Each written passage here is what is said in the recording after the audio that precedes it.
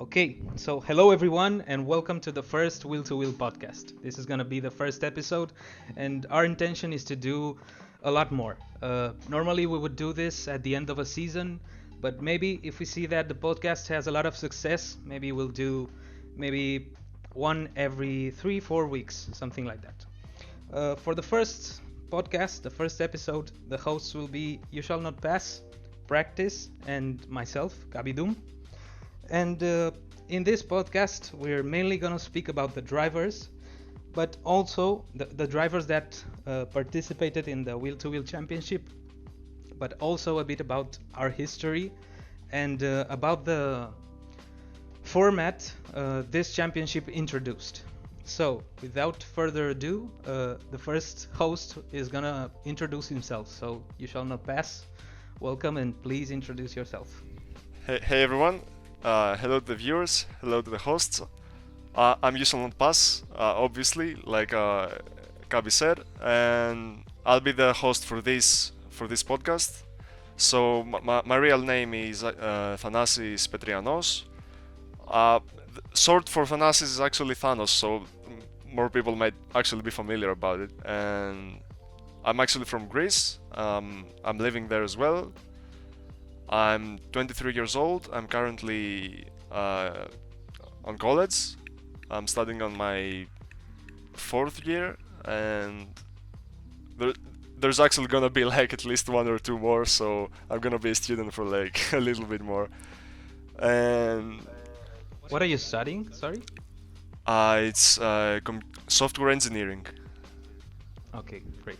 So yeah, it might not seem because I'm like scared of stuff like software that we use like Audacity, but yeah, I'm actually studying software engineering. Yeah. So my username, it's YouShallNotPass. I think I have this username for like 3 years, maybe slightly more, and it just started because I loved Lord of the Rings and Gandalf is a fucking badass, so Yeah, it is. while I was playing Counter-Strike those years, like I was playing a lot of Counter-Strike, like much more than I'm playing F1 actually, and the name YouShallNotPass came because I didn't want anyone to pass from the angles I was actually holding, so it was more like, it didn't have anything to do with racing, but it just stuck around because it actually makes more sense in racing than in Counter-Strike. So. Yeah, it does. So you were actually a camper back in the days. Oh yeah. Not letting yeah, anyone pass. Basically, yeah. Okay. It didn't really work, so people were making fun of me because they eventually did get past. But yeah, I tried. Oh, okay. Yeah. Okay. So can you tell us a bit about how many years and have you been racing with us in Wheel to Wheel and how you joined us? Yeah, I think I started in May 2020. Not 100% sure because it was still in COVID. So yeah, I've lost a bit track of time after that, but I think it was around then, and I just found that I don't know where I actually found the Discord. I was looking for leagues and I was just googling and I just found you guys. Yeah, I think it was Reddit. Okay. Yeah, could be because we promoted. Most probably Reddit, yeah.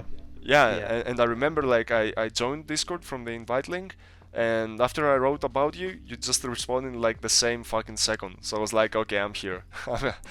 I'm gonna try this, yeah. And I was nervous at first because I had just removed the line. I had like one week or 2 weeks, but yeah, I said like I'm gonna try my best, maybe impress them or something. Yeah, it didn't happen, but yeah, I got in. So. How was the test? How was your test drive? I was so fucking lucky because you picked like the 3 most raced tracks. Like I think you picked Spa and Silverstone and Monza. So it was the first 2 were the only tracks I had practiced without the line, and Monza I just knew that I had to brake like somewhat after the 150 meters board, so I didn't fuck up at least. So yeah. Yeah, we also do that because we want people to get in. Like we value the racing rather than knowing a track, because you can practice the track, but racing and wheel-to-wheel combat is what really matters, and being clean. Yeah, and I think we had a nice battle actually in Silverstone. Like I quite enjoyed that race, even though you were letting me past. But yeah. Okay, that's nice. Cool, cool. Okay, let's go with the next host, which is Practice. Hi, Practice. Tell us a bit about yourself. Hi, Kabi. Thank you very much. Glad to be here. My real name is Igor Pavlovich, and I'm from Switzerland. I mean, I'm living in Switzerland, but originally my parents are from Serbia. I also was a student, like until September of last year. And I finished my studies there, and now I finally got a job and I'm working. I'm 28 years old, and if you wonder how my username Practice got formed, I was kind of a fan of Allen Iverson, the basketballer, back in the days. Yeah. And then I watched the documentary about him, and he was like, there was also a meme of his interview where he was asked about practice because he wasn't taking it really serious, and he was also like saying it's only about practice, it's just practice, and somehow I just added this practice with a question mark as my Steam name. And yeah, it stuck with me like until today. I also think I got the Allen Iverson meme as my profile picture on Steam still. Yes, you do. How old are you, by the way? 28. 28. Okay, so we're actually the same age. Well, I'm 27, but okay. And tell us, how did you join Wheel to Wheel, and how long have you been racing with us? I joined you guys in F1 2019, just as it came out. I think it was probably October, September. And I was like looking for a league because until then I was only racing with AI and career mode, and I wanted to start like racing, but I was looking for a league that has no assists allowed. I didn't want to race with guys who use assists, so... did you have any practice without assists before? Yeah, I mean, I just, for the new game, until F1 2018, I used the racing line and the ABS, and then for 2019 I decided to turn it all off and just go in there with no assists at all. And yeah, I mean, to keep myself interested in the game, I was looking for leagues, and I think that's when F1, the game, introduced a new function for leagues. Like there was a league mode to search for leagues. Yeah. And I searched like for leagues who have no assists, and I only found two, and one of them was Wheel to Wheel. And then I added you on Steam, and first you replied to me in Spanish like, what really? do you want? What do you want, bro? In Spanish. Yeah, and I just replied in English, like I didn't even ask if you speak English, so I said like, I found your league, I want to join, is there a seat for me? And then you did the test with me, like we did like I think 5 lappers or 3 lappers, like for 3 or 4 tracks. Oh really? And yeah. So you didn't convince us at the beginning. Kind of, yeah. But yeah, and that's how I joined the... Yeah. So you started with us at the beginning of 2019. Yes. And I remember the first race. I think you also remember it. Yes. Australia. Tell us about what happened there. Yeah, I mean... You were trying to make an impression like YouShall? Yeah, kind of. Okay. Yeah, to be honest, it was the very first like race where it was serious, because to be honest, when I raced with AI, I used the flashback option a lot. So when you fuck up, you flash back and then you go again. But at this time, I think it was maybe lap 7 or 8, and a racing point was in front of me. And in Australia, it's turn 1, 2, 3. Before turn 3. Yeah, true. Yeah, the boards for the distance are pretty high in at the fence there, and I think there's also a shadow, so they're not really visible that good. And I misjudged the 100 meter board for the 51, and then I braked like 50 meters too late and crashed into the guy in front and took him out like. And that got you a medium penalty, so you started very well with us. That was my first race, and it was like a horrible start for me. To be fair though, you made it like for 7 laps. for my first race, I crossed on the second corner and I took someone out. So I think you did like a lot better than me. Oh, damn. Yeah, but what I was trying to say is that, okay, you had a very poor start in that race. You got a penalty, but after that you showed consistency and cleanness. And we decided to make you an admin because you also got so much involved in the championship that we knew you were gonna be a good person to help us. So really appreciate that. Yeah, And thank you very much. yeah, so the starts, new people could struggle because you also struggled at the beginning, but with time, with practice, getting to know the drivers, it should get better. Yeah. Yeah, exactly. absolutely. Okay, thank you very much, Practice, and thank you for this introduction. Now I'm gonna present myself, and by the way, big props to my girlfriend for making these cute animations, cute graphic characters. I think it looks really funny. My name is Catalin, also known as Cabidoom, Catalin Dumitrache. I'm from Romania originally, but I live in Spain. I've lived in Spain for about 13 years. I am 27 years old. My birthday was on 7th of May, so recently. And a little bit about my username. So as you can see, it's Cabidoom. It's actually, there's a story behind this. When I was younger, I used to live with my little brother, and his name is Sevi. So we actually took the first two letters from my name, which is Catalin, and the last two letters from his name, Sevi, and joined that together. And our family name is Dumitrache. So we should mix the name and do it like Cabidoom, D-U-M. But because I was young and stupid at that age, I just went like Doom because it sounds cooler. It looks cooler. So the name is actually Cabidoom. And we had one Steam account and we used that account. So that's why we had to do something with our name to know that it's both our accounts. But yeah, that name stick around with me and I quite like it because it also has a story. Yeah, when did I join Wheel to Wheel? So actually, to understand this, we have to continue to the next slide, which is a bit about the Wheel to Wheel history, because actually I'm one of the founders of Wheel to Wheel. Myself, together with Thunder and Samu, started this championship, and in the beginning it was only Thunder and myself. We are friends in real life, so we knew each other, and I just introduced him, let's say, to the F1 video games back in the day with F1.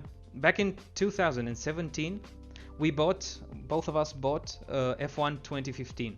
So there we started racing in online lobbies. We bought that one because it was the cheapest available. So we started racing in open lobbies, and there we met Samu. Together we started thinking about maybe doing something more serious than just random casual races. So we thought about creating a Discord server, creating a championship, doing like organized races, and soon enough more people we met more people online, like Unnovato, Albaricoque, Raberete, and together we started this championship. It had no name in the beginning, and actually with F1 2019, I think F1 2019 was actually the first championship that had the Wheel to Wheel name. So there's where actually everything started. We started posting everything in the beginning. We were only this Spanish group of friends, but sooner we started to open it to a more international area. So yeah, we posted it on Reddit. We found Practice, and together with him and Samu, we started to grow this league. And right now there are, I think, 40 people in the official server, more than 70 in the pre-selection one, and I think we had twice like a full grid, right? I think Yeah, maybe even true. 3 times. I mean, if you count like last season in arcade, we definitely Yeah, had true, like true. 1 or 2 times 20 people there. True, yeah, because I also remember we had to invent these rules for the demotion of official drivers to the reserve part. So yeah, yeah. So we are growing, and I feel this season is where we had most drivers that race consistently, more attendance, and the most let's say clean and fast drivers. So I think we're in a peak moment right now. So that's why we also wanted to do this podcast. Okay, at the right now I'm gonna talk a bit about the Revolution format, and maybe practice you shall not pass. Maybe you will help me here, because I want to speak a bit about this new format that we introduced after we finished the official championship back in, where was it?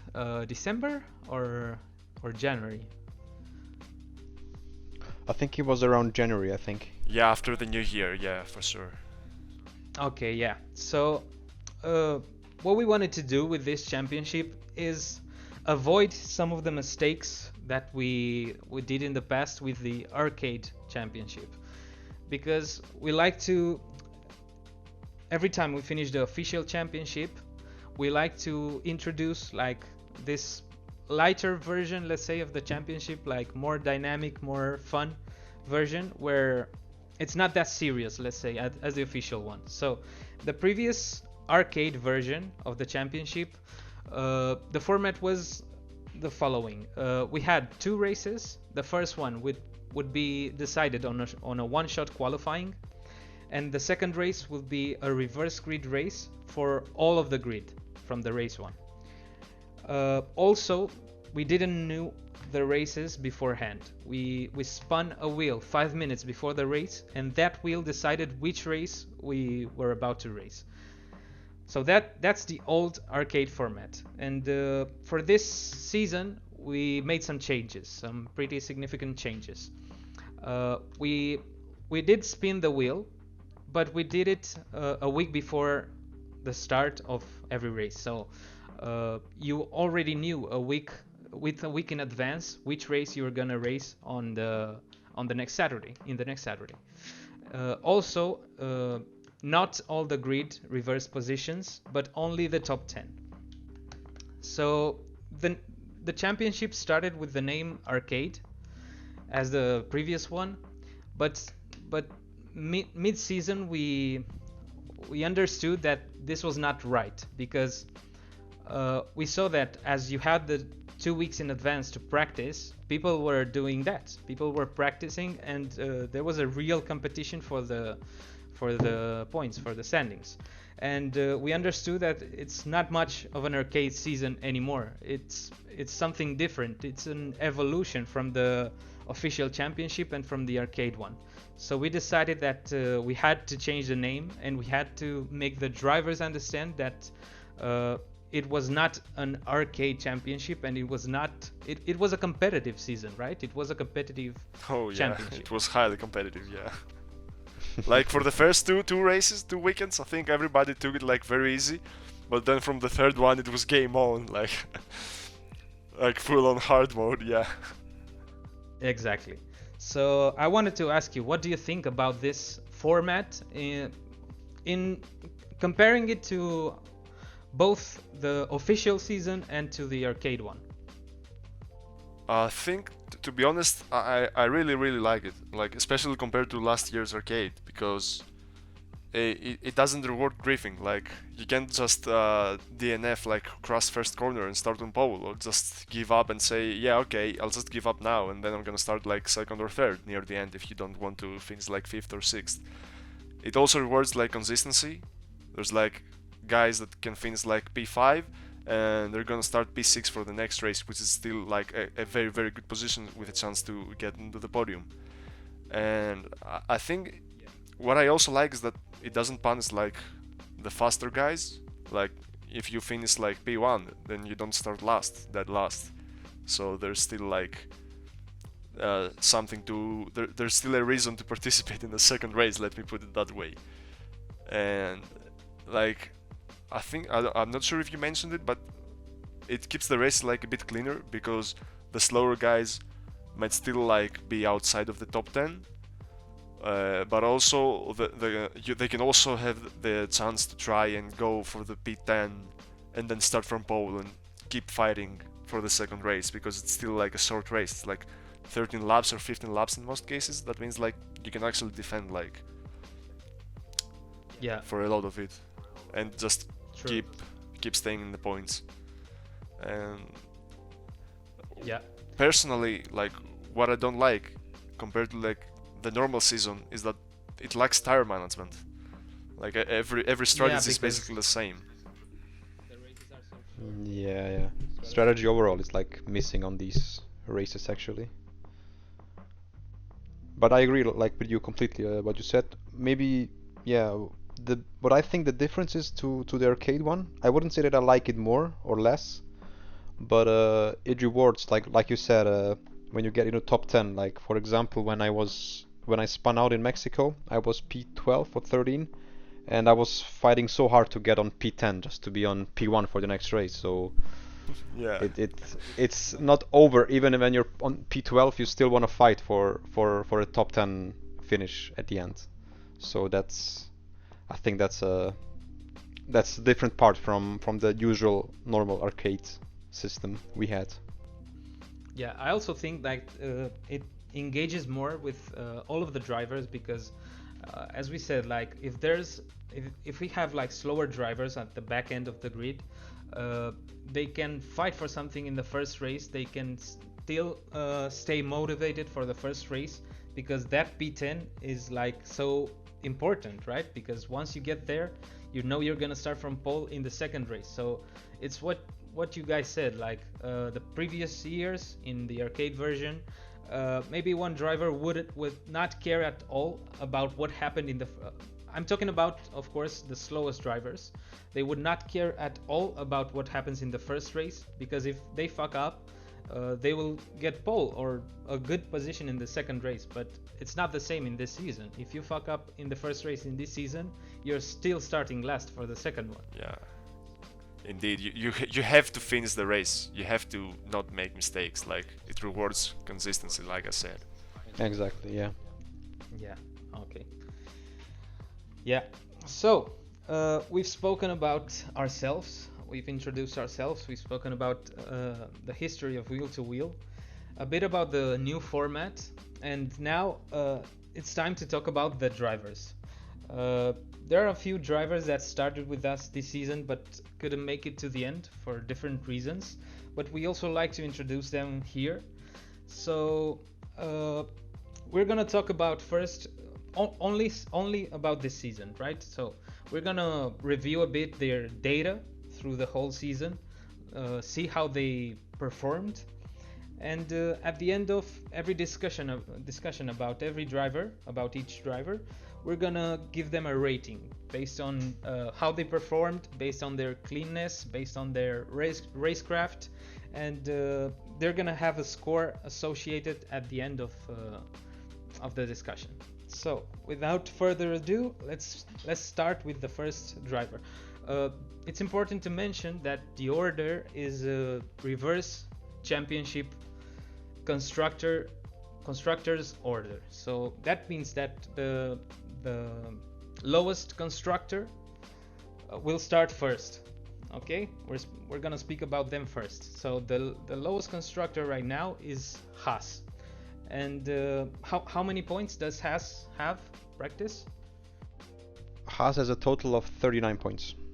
Okay, 39 points. Great. So we're starting with Elrayas, which has, as we see, 10 points, and actually has a full attendance, 6 out of 6, which is great, because we also value drivers that start with us and stick with us. So that's a positive thing to have. So 6 out of 6 races. He recently joined the league.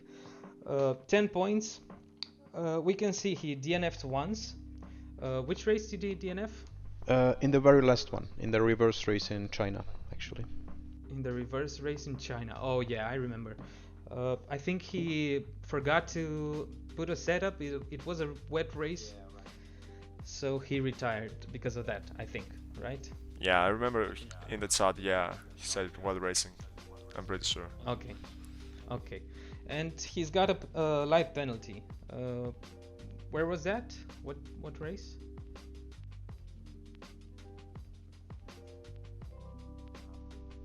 He got a life penalty in Mexico in the first race.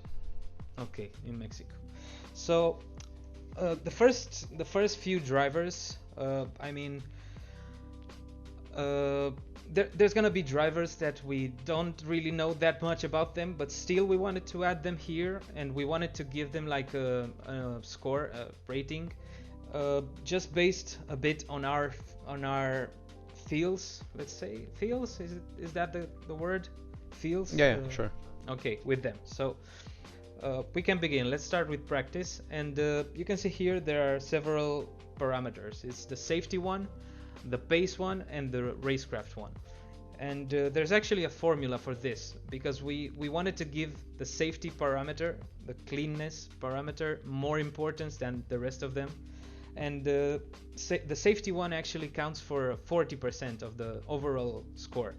So with that in mind, each one of us will give a score for every driver, and the overall score will be calculated in the background, and YouShallNotPass will give us the overall score. Okay, so let's start with you, practice. What do you think Elrayas' safety score is? Well, considering he's pretty new and it's maybe pretty hard to really get a right rating here, but I raced him in Mexico a bit and also in China in the first race. I was about for one lap fighting with him for position. So I really think he always leaves enough space. He's pretty clean and he's not dirty in any way. So I would give him 9 points here. Okay, 9 points. Despite having an LP, but yeah, I think that things can happen, like these little mistakes. Okay. You shall? Yeah, I mean, I haven't raced a lot with him, but while I did race, he was very clean. He kept his line, and he even at some point he even let me by at the proper time to catch the guys in front. So, and the penalty he got, I remember it. He was fighting with a guy on his outside, and I remember like he tapped the guy in front because they were also side by side in front, and I don't really think it's that important since he had just like removed the line, and I think when fighting and when you have like overtake DRS on and there's a guy in front, I think it's like a lot to think about for the first time, for the first weeks you're racing. So I don't really think it's that important to me. So I think I'm gonna give him a 7 because I can give him much higher because he's like really new, like 6 races. But I think a 7 is quite fair for now. Okay, yeah. I actually agree with you. I was thinking about it while you were speaking, and I think a 7 is a fair score because I also raced with him like in these 3 lappers that we usually do before the official races, and yeah, he's quite clean. He keeps his lines, everything, but I think I won't give him like a higher score because in only 6 races he already has a light penalty. It is true that he was racing with the line before, so there's a lot to learn there, especially in the first races, because it's different when you race with the line than when you delete the line. So for me, a 7 is a fair score actually. So I'll go with a 7 too. So let's go with the pace practice. So pace-wise, I think he improved quite a lot from what we saw in his first race to what we see right now, like for example in China in his last race. So considering his improvement as well, I would give him a 7 for pace. Yeah, I mean, he's one of the guys that like comes on and keeps improving like every weekend, and that's like really nice to see. But I still think that there's like more because I've seen him like being way further back in quali, even though his racing pace has been really decent lately. But in the last race, I know it's the setup, but he still didn't like have a good showing of his pace. So I'm gonna have to place like a 6, but mainly because of the quali pace and the start of the season. So if I make like an average, it would be like a 6 for me. True. Remind me real quick. I don't know if you remember. Did he qualify P3 in China or P5? Can you remember that? Because I think he surprised me a bit there. I can check real quick. Wait. I think it was in the other league in AC. Yeah, it was in China. P3. Yeah, and I was. Yeah. I couldn't actually pass him in. Okay. Yeah. No, it was in Mexico. So in Mexico, I think. I'm not sure. Or Zandvoort. Oh yeah, you're right. It was last week in Okay. Zandvoort. Yeah, he qualified. Yeah, Okay. he qualified very Yeah, high. he qualified P3. Yeah. Yeah, so considering that and the fact that he started the season at the back of the grid a few races ago, the same, doing an overall, I think for me that's a 7-2. So pace-wise, I mean, if I had to evaluate only the first 4 races, maybe that would be a 5. But considering how he improved lately, for me it's an overall 7. Okay, racecraft practice. Racecraft, that's a really tricky one, to be honest, because I haven't seen that much of strategy and racecraft itself from him. So I actually didn't see any mistakes like putting on the wrong tires or going maybe too early for a pit stop or too late. Or I would give him here a 7 again, I think. Okay. But it's really hard to give it's very proper hard. number here. We don't have another downside to this. Downside is that we don't have his recordings, right? We don't have his POVs. So Yeah, we true. couldn't really watch any race. That would be helpful. Yeah, I don't know, like missing a setup in the rain, is it considered like a minus to the racecraft? Yes, for me it is. I think it does, yeah, because like he threw away a race where he was like I think quite high up starting there. Yeah. He was starting on top 3, definitely, or maybe pole. Yeah, and I think, yeah. I don't know. I mean that part, the mistake he did when he got the penalty, I think that's also like a part of racecraft. Like it wasn't like necessarily a minus for the safety, but I think for the racecraft, like knowing where you're carrying more speed, knowing where there's cars in front, like how close you are to them, what are they doing? Are they fighting? Because if they're fighting, you have to break even earlier. So I think, like for racecraft, that's gonna be like a 5 for me, at least for now.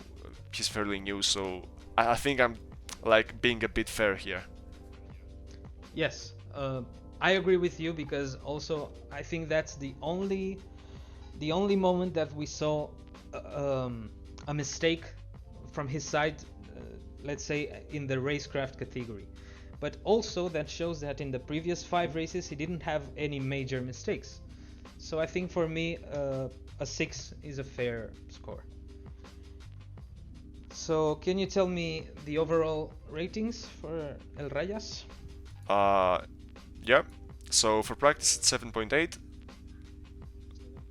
For me it's 6.1. For you it's 6.7. And the overall is 6.86. 6.86. Great. Okay, so we have the first driver. Nice. Let's move on. Hardcore. Let's go with hardcore.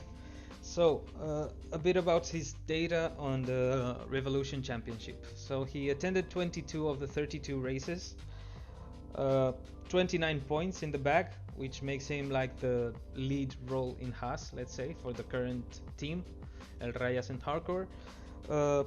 2 very light penalties and a DNF, and 7 DNFs, sorry.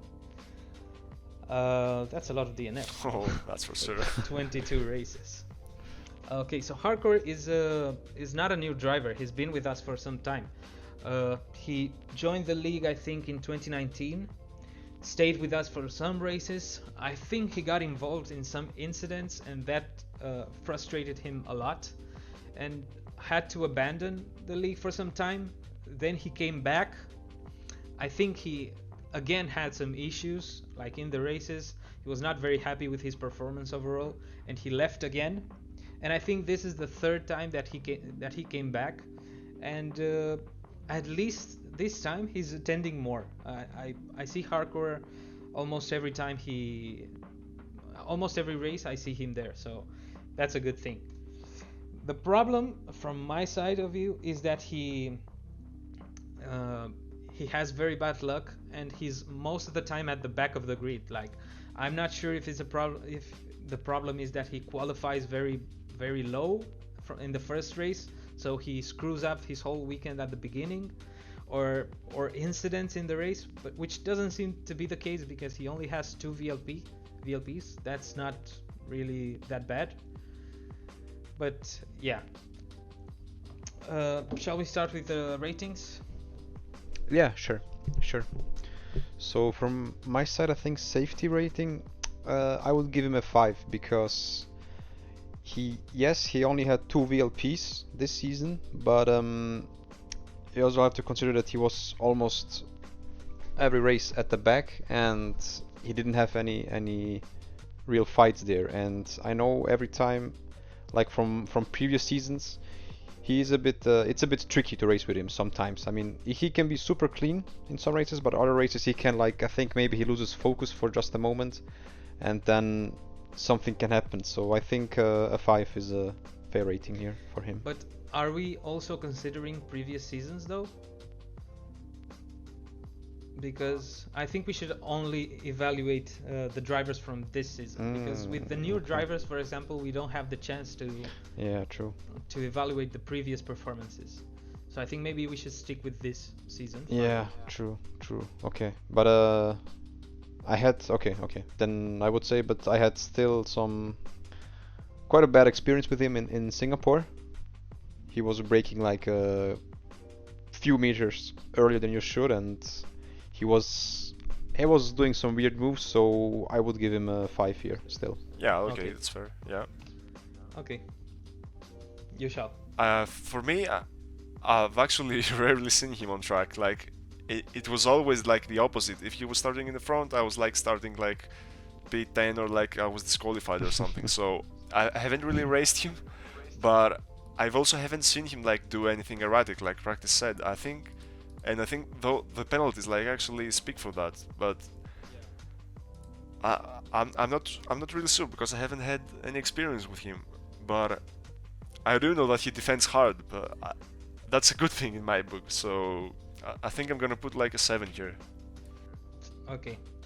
Yeah. Well, as practice said, it is true that in previous championships we saw him make a lot of mistakes and get involved in a lot of incidents, but I really cannot remember any time this season where he does some mistake or where, I don't know, gets involved in an incident. So for me it's also a 7 because, like, I have raced him in the 3-lappers and I really think he improved a lot, and he can do way better the wheel-to-wheel battles this season. So for me it's a 7. Okay, let's go with the pace. Okay, so pace-wise, again, I think the points and his position as well in the quali speaks for itself. So I think in the beginning he was there with the pace when he joined us, but right now he seems to like have lost some of this pace. I don't know if he just didn't improve very well or what happened, but I would give him a 5 for pace as well. Yeah. 5 for pace. Yeah. Okay. I think I'd give him a 4 because while he did come strong like at the first like 2 weekends, and I think he lost the drive like afterwards, like the will to be competitive. I don't know, because he wasn't that high up in the order. Maybe he's not like I think he's also playing like other modes in the game, so probably he doesn't have time to practice the races enough. And I think that also speaks for what practice said earlier, that in the rain he was like braking earlier, he was being cautious, and I think that's it really. maybe he doesn't practice, he's coming with no setups, or maybe he just sees it a bit more lightly, like, and more casual. So that's fair game for me, but I'm gonna have to give him a 4 in pace. Okay. Okay.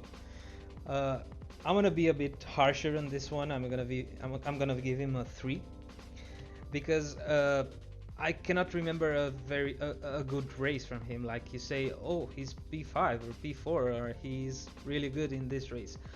Out of the 22 races, to only get 29 points speaks a lot about the pace here. So for me, I think he should maybe practice more, maybe do more time trial. I don't know, but pace-wise, I think he's at the back of the grid. So for me, it's a 3.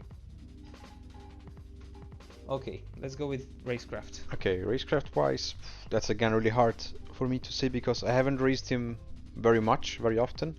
I remember I raced him in Austria when he started P1 in the reverse grid race, and there he was pretty clean and he was fighting good. But again, like in Singapore, when I had to pit for once again for soft tires because I had damage, then I wanted to overtake him and he was so much slower than me and also on like super old tires, and that's when he was like braking very early, and it's hard to say, but again I would say his results speak for it, and I would give him a 5 here as well. Okay. You shall. Yeah, I think I'd also give a 5 because it's like what I said earlier, like if you come in a track, like even if it's different conditions and you don't start pushing to the limit and try to find it like fast enough, and you're like 3 laps in with the wet weather or anything, and you're still like braking like 10 or 15 meters earlier, then you're not adapting fast enough, and that for me is like a minus for the racecraft. Even though he's been like quite clean, like wheel to wheel this season. Yeah, exactly. For me, one thing is the safety and the being clean on track, knowing how to do wheel-to-wheel battles, and another thing is the racecraft. Like the racecraft involves everything from strategy, tire management, knowing when to push, when to take it easier, undercuts, overcuts, all that stuff. And to be honest, since I haven't quite seen his races and haven't quite found him on track, I'm really not sure what to say about this. But given that the only reference we have are the points, I will also give him a 5 for this one. So let's go with the overalls. 5 for practice, 5.5 for me, and 5.2 for you, for a total of 5.23. 5.23. Great. We should remember that the safety counts as 40%, right? And the rest of them are 30%. Yep, so yeah. That's why this weird occurrences. Okay. Let's go with the next driver, and it is actually a driver that left the season with 8 races to go. He attended for the whole season that he took part of, but he left at the end of the Spanish Grand Prix, I think, because he was very frustrated. He started the season on a high. He got, 102 points are the most he ever did for in a championship with us. So he was really improving. I was very surprised that he left because I think his goals were every time higher and higher, and his goals at the beginning of the season were finishing the races in the top 10. Once he fulfilled that goal, his name is Dunkz. I think I haven't said that. So once he saw that he could comfortably be in the top 10, his second goal was to be in the top 5, and that's where he got more frustrated because the top 5 in this league I think is a bit difficult to be in. We have very strong drivers at the top, so he got frustrated and decided to leave at the end of Spain. But nevertheless, we wanted to include him and speak a bit about him. So as I said, 24 out of 24 attendance, 102 points. He has quite some penalties, which we'll talk about after. and he has 3 DNFs. So he has a pit lane penalty, a light penalty, and a severe penalty. Practice, can you tell us where he got these penalties? Yes, he got the light penalty in the first race in Belgium, then the pit lane one in the first race in Italy, and the severe penalty in the reverse race in Spain. Okay, so the light penalty one, I remember it was because he broke his wheel, or he got a puncture at the start-finish straight in Belgium, and I don't know, he forgot to brake, and he collected some drivers. I think it was that one, right? Yeah, Yes, yeah, exactly. Okay. The pit lane penalty is where you enter the pit lane in an unsafe manner, maybe not respecting the bollard placed there. And the severe penalty is for He crashed deliberately into. in the I think he JustTom. wanted to. No, he wanted to crash into JustTom, but he picked Adrensu. I mean, he crashed into Adrensu instead. yeah, he missed JustTom. Yeah, that's not how things should be done. I mean, And that's why he left, I think, after the race. It was kind of a rage quit, I think. Yeah, yeah, probably. yeah, we never saw that behavior from any of our competitors ever. So that does not speak very well about him. Yeah, but and still, to be honest, I didn't expect it from him, like of all people, because whenever something happened, he was always really chill and really calm during the race, and he was even giving live commentary of what happened, of the incident during the race. So I was a bit surprised to see that. Yeah. yeah, true. Okay, so anyways, let's do the ratings for him. Do you guys mind if we go vertical on this one? I mean on the next ones? Yeah, That's why fine. Yeah, it's fine. Yeah, sure. I mean, we can also change the order, like sometimes maybe YouShallNotPass can start, or you. Oh, okay, yeah, okay. Do you want to start? Yeah. We'll do everything? Yeah, yeah. So for me, for safety, actually, I think while he didn't do that final thing, I'm gonna like leave it slightly out. I think he was very safe during the racing. Yes, the pit lane incident was a little bit far-fetched, but in my opinion, it was fair game since he got it like just perfectly. He didn't damage anyone, so I'm not really going to reduce anything from safety. I'm gonna give him an 8. And An 8. yeah, and I'm not Okay. changing my mind. That's it. So pace-wise, I feel like that's where he was lacking. But early on in the season, he was like coming in very strong, like in the wet races even more so. But it was mainly quality that he was a bit weak. So I'm gonna give him a 6 here. And then in terms of the race, that's where it was like his high point and his low point. Like for this driver, it was very weird because you would see that his lines was like very very clean. He wasn't making mistakes. He wasn't getting any corner cutting warnings. It was just that on the strategies, like I always saw like questionable things, like bidding for hards at some points instead of mediums, or not knowing how long the softs will go, like things that even if you don't know beforehand, you can just check the MFD and find out, or like starting on medium on tracks like Russia where everybody did it, and he started on softs and put himself in disadvantage for no reason. And then I think it was like one point that I didn't see it on anyone else.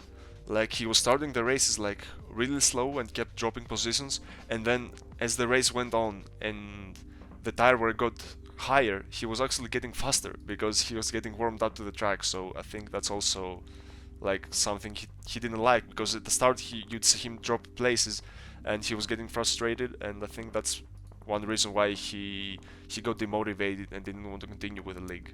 So I think racecraft is gonna be like a 5 for me in total. Okay, nice. Practice. Let's go with.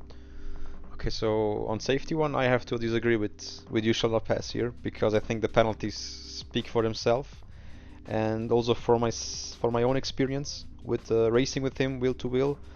I know he can be like a bit, I don't want to say dirty, but he doesn't like to leave enough space, like at least against me. So I would give him a 4 here for safety. Okay. Pace-wise? Pace-wise, I think he's pretty good, like upper midfield. So I would also give him a 6 here. And racecraft-wise, I agree with YouShallNotPass with a 5 because, yeah, like I said, his fighting is not really the best, like for position. But on the other hand, his strategies are okay, and yeah, overall a 5 I think is a fair rating here. Okay, so for me the safety rating, if not for the last Spain incident, would be an 8. But I think it's fair enough to, only for that incident in particular, to withdraw 2 points from there, because that was not okay. I cannot just simply ignore that one. So for me it's a 6.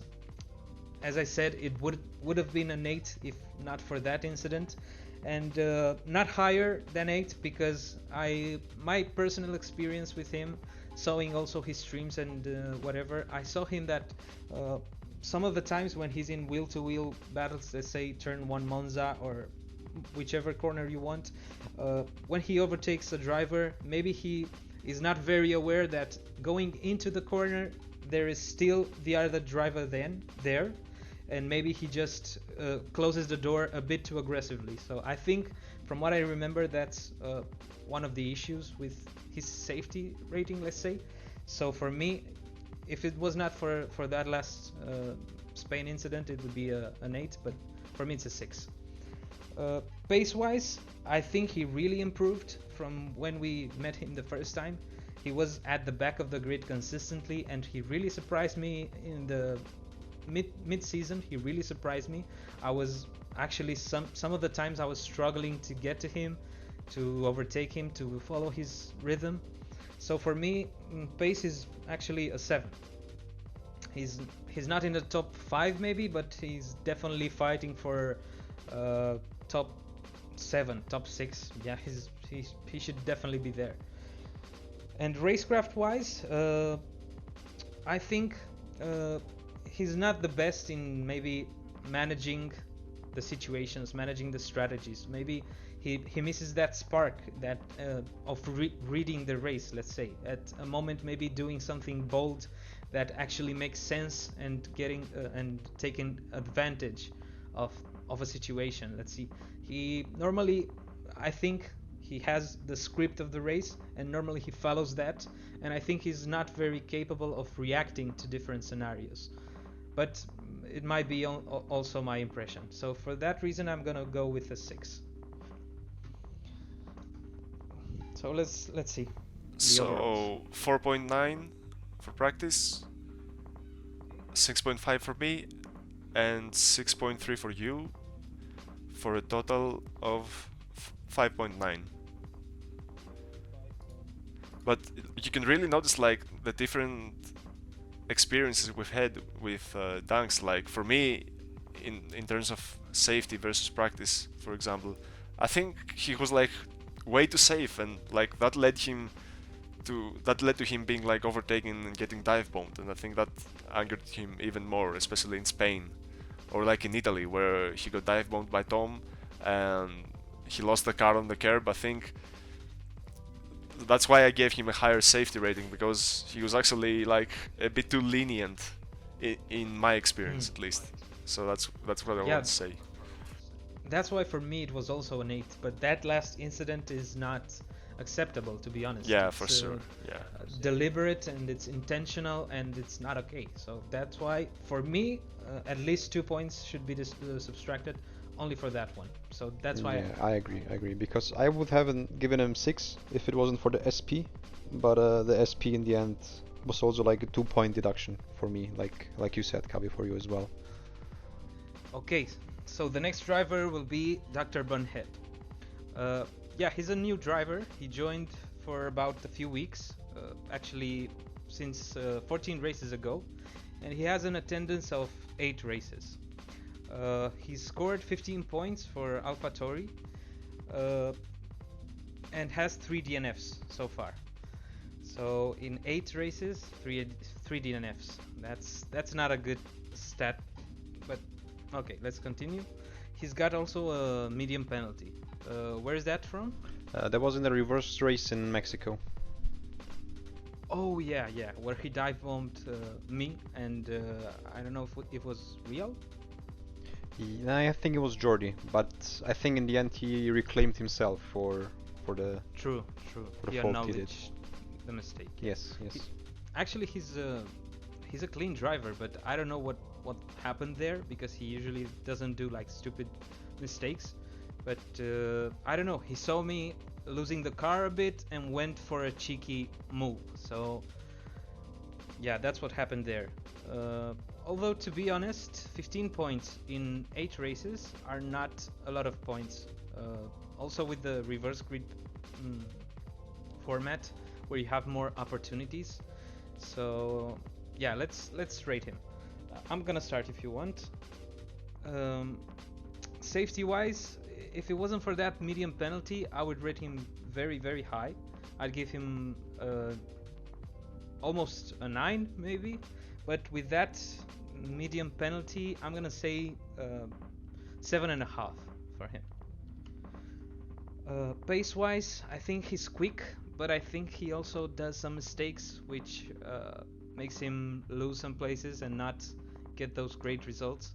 So pace wise, I'm gonna give him 6.5. And in terms of racecraft, I'm not really sure because I haven't really seen him on track, but I don't think he's that bad with race strategy, with managing his tires. So I'm gonna give him a 7.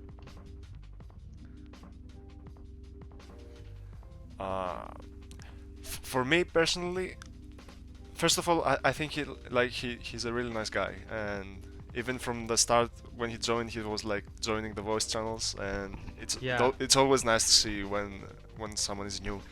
And the same was also true for Elrayas. He also joined the channel, and he wasn't afraid to talk, and I really like that. But in terms of safety, there's only been one incident with him, and it was in the first lap because I remembered it now, and I don't think I don't want to be like too harsh with him because he saw like an opportunity there. There was the cars were so bunched up, so I'm gonna give him an 8 for safety.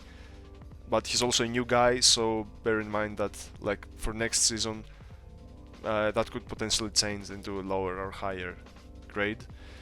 Yeah, true. Pace wise, I remember we did the test with practice with him, and he had like 0 confidence on the throttle, but that was because he just switched to this game. He was playing like 2019 this whole time. True, yeah. He has a lot of hours in 2019, but I think he has like 60 in 2020, right? Yeah, he just bought it recently, so he's pretty new to the game still, kind of. Yeah. And it's like 60 now. It would probably be like 30 when he joined the league or something. So pace-wise, it's normal to be like slightly off. But I remember in Japan, we were racing for like 2 laps, and he was also racing in Ivanovsky, and he was actually quite quick. So I'm gonna give him a 7 in pace, and it's gonna be like in racecraft that I'm gonna reduce slightly because of that mistake in Mexico, and because he doesn't have like that confidence right now, so I'm gonna give him a 5 there. Okay, great. Practice? Okay, so safety wise, I would have also said without the MP I would have probably given him a 9 points, but yeah, the MP was unfortunate for him, but I think the fact that he acknowledged it and he reclaimed himself is a good sign, I think, for himself and for the league. So I will give him 8 points here for safety. Then pace wise, I think yeah, he's still pretty new to the game because he doesn't have that much hours in F1 2020, so I think there's still much room for him to improve, to pick up more pace, so I will give him a 6.5 here as well. And racecraft wise, yeah, considering also the incident he had, I think that that cost him a bit of racecraft points, but all in all, I would say 6 points is a fair rating for him here. Great. By the way, how much? Where does AlphaTauri stand right now? In the constructors? Yes, AlphaTauri has 57 points. 57. Okay, so he's got 15. Okay. So, do we have the overall results? Yes. So it's 6.95 for practice. Okay. 6.8 for me. 6.8. Yes. And Okay. 7.0 for you. Yeah. And overall, 6.9. Great. Yeah, great. Let's continue. His teammate Matto, also very recently joined, right? A few weeks ago, but he's not been attending for the last races, right? I think he was here in the last race, though, wasn't he? He raced China, but he missed the last 2 races before them. I mean the 2 weekends before. So Yeah, exactly. Yeah, and he's got half of the races attendance, 26 points, and we start with the first green box, right? Oh, yeah, true. No penalties and no DNFs. So at least the races that he's raced, he's scored some solid points for the team and no penalties, which tells that maybe he's a very safe driver. What do you think, Practice?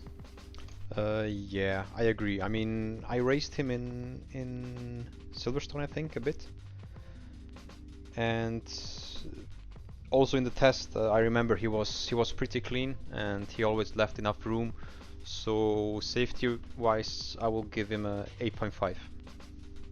True. Actually, I remember Matto is one of the drivers that was in our league for I don't know, a few races, maybe half of the season in 2019. And then he had a break. I don't know for which reason. Maybe he was studying or something like that. And he came back a while ago, some weeks ago.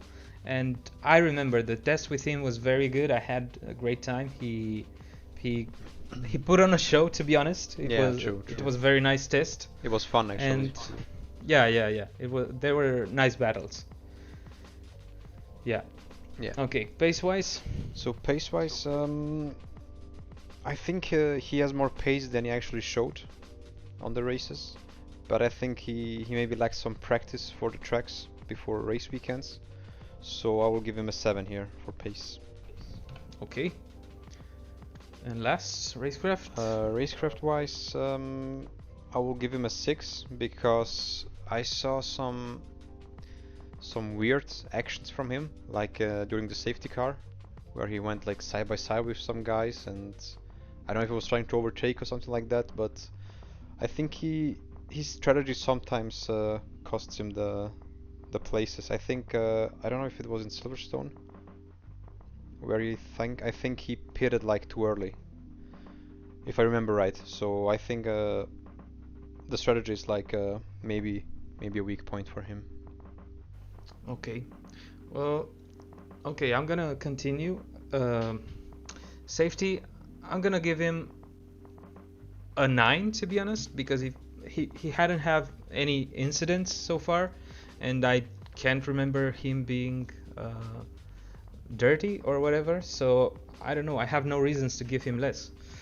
Pace-wise, I think he is a strong driver, definitely top 10 right now from our league, and that's why I will give him a 6.5 pace-wise. And racecraft, to be honest, since I haven't seen more footage of him, I have to go with the same score you gave him. I will trust you, so it's a 6 for me. Yeah, for me, in terms of safety, I was also like really pleased. I raced him with practice in Singapore for like the entire second race, I think, like, and it was raining. Yeah, true. And he was very clean, so I'll also put like a 9 here, because there's like absolutely zero reason to give him less. So and I was like behind him for like a whole race, And pace-wise, I would give like a bit of a lower score than you guys, because when it dried out in Singapore, I was catching up with like 1.5 seconds or something, and he seemed like a little bit weak there, so I'm gonna have to give him a 6. But he was very strong in the wet, so that's a plus for him, I guess. For sure. And racecraft, yeah, I mean, I did like a weird move on him, and he was like perfectly fine. So I'm gonna give him a 7 here. Okay, great. So let's see the overalls. 7.3 for practice, 7.5 for me, and 7.35 for you, for a total of 7.38. Great. So far is the highest ranked driver, right? Yep, indeed. I was about to say that. Okay, great. Let's go with Unnovato. He's a reserve driver. He's almost retired from this game, from this league, let's say, because he started with us. He's been with us for a long while. He's one of the veterans from our league, and the problem is he somehow has not adapted to F1 2020, or at least that's how he feels, that's what he's saying. And that's why he's taken a step back from the game at the moment. He only raced like for the first half of the season, but for sure he will come back for the next game, and that's why I wanted to include him here, and also because he's been with us since the beginning. So yeah, happy to evaluate him, let's say. So he's attended, out of the 32 races that he's been here with us, he's attended 14, more or less at the beginning of the season. He's got only 5 points, 10 DNFs, which I think is the highest score of DNFs for a driver in that many races, and 2 penalties, a medium one and a severe one. So, a few words about this. Yeah, I can say something about the penalties. He got the SP in Brazil, so Oh. there was like it was multiple incidents he caused. It was like, I think it would have gave him like 12 or 4 LPs in the end. Yeah, I remember that one. And yeah. the stewards decided to give him just 1 SP for all the actions he had. So For everything. I think yeah. it was just the one big messy race for him where it cost him like a lot of points, license points, and he got an MP in Russia. I don't remember actually for what again. Do you have the stewards evaluation sheet? Yes, sure. So we can take a look at that. Oh yeah, it was with me. I was driving side by side with you, Kabi, in the reverse race, and after the straight, he just he just drove straight into me and drove me into the wall. Yeah. Oh, I remember that. Yeah. Yeah. Okay. So yeah, I must say in his defense that, because I know we will be a bit harsh with him in the ratings, but I must say he's improved so much. Like, he started with us, and we would actually overtake him like 4 times in a race. Yeah, right? true. I remember. Yeah. And pace-wise, he's improved a lot. Also, in regards to safety, he's much more clean than he was before. I mean, we somehow implemented a stricter, let's say, rule system, a stricter penalty system, and that's why he gets more penalties, or let's say more penalties now. But I think he's improved a lot, because at the beginning he was much more reckless. He was much more unaware of other drivers, and he had less pace. So yeah, that's one thing I wanted to say in his favor. But yeah, let's start with the ratings. Practice, do you want to start? Sure, why not? I mean, like you said, safety-wise, he really did improve. Like, I remember in 2019 where every time I saw him, I was like scared. What's gonna happen now? So now in 2020, and especially this season, it's not that bad anymore. But I think I cannot give him a better rating than 3. Okay. Pace-wise? Pace-wise, he also improved there a lot. I mean, like you used to say, we lapped him like multiple times in races earlier on, and I don't remember lapping him this season, to be honest. So I will give him here a 3 as well, because he's always like still at the back fighting for the last places, and maybe he gets a point when drivers in front DNF. So Yeah. Yeah, but that should be considered then in racecraft. Like, the problem with racecraft is that he has 10 DNFs. So 10 out of 14 DNFs is not a great true. And I also think his strategy and his fighting and defending is not really on a high level. Yeah. So racecraft wise, I would give him a 2. Okay. You shall? I think I'm gonna give him like a 5 for safety, because I've personally never had an incident with him, or at least one that wasn't partly my fault. So I'm gonna give him a 5, because whenever I was side by side with him, he held his line. So I guess you could say I was lucky, but that was my experience. And pace-wise, I think it must be like the only driver that like slightly went backwards from like the end of 2019 to 2020, because I always felt like before we changed the game that he was slightly faster on that game than 2020. So for pace, I'm gonna give him a 3 as well. And for racecraft, I think like he's generally sloppy. Like I remember that incident in Brazil, because he was clearly slower than Grimur, but he tried to hold on the position so hard that he missed his braking point and then came back on him and hit him, which was like 100% unnecessary. Or that same race in quali, I think he was kind of trolling, like trying to get an invalidation, and it never worked. So Oh, true. Yeah. yeah, I'm gonna give him like a 3 for racecraft as well. So Okay. So I'm gonna go with safety. Yeah, I think he's improved from the previous seasons, as I said, but still, I don't think it's more than a 4 for me, because he still gets involved in some incidents. Like his lowest point was very low with that Brazil messy race, and yeah, if it wasn't for those 10 DNFs, I'm not sure whether he wouldn't have more penalties. So for me, it's a 4.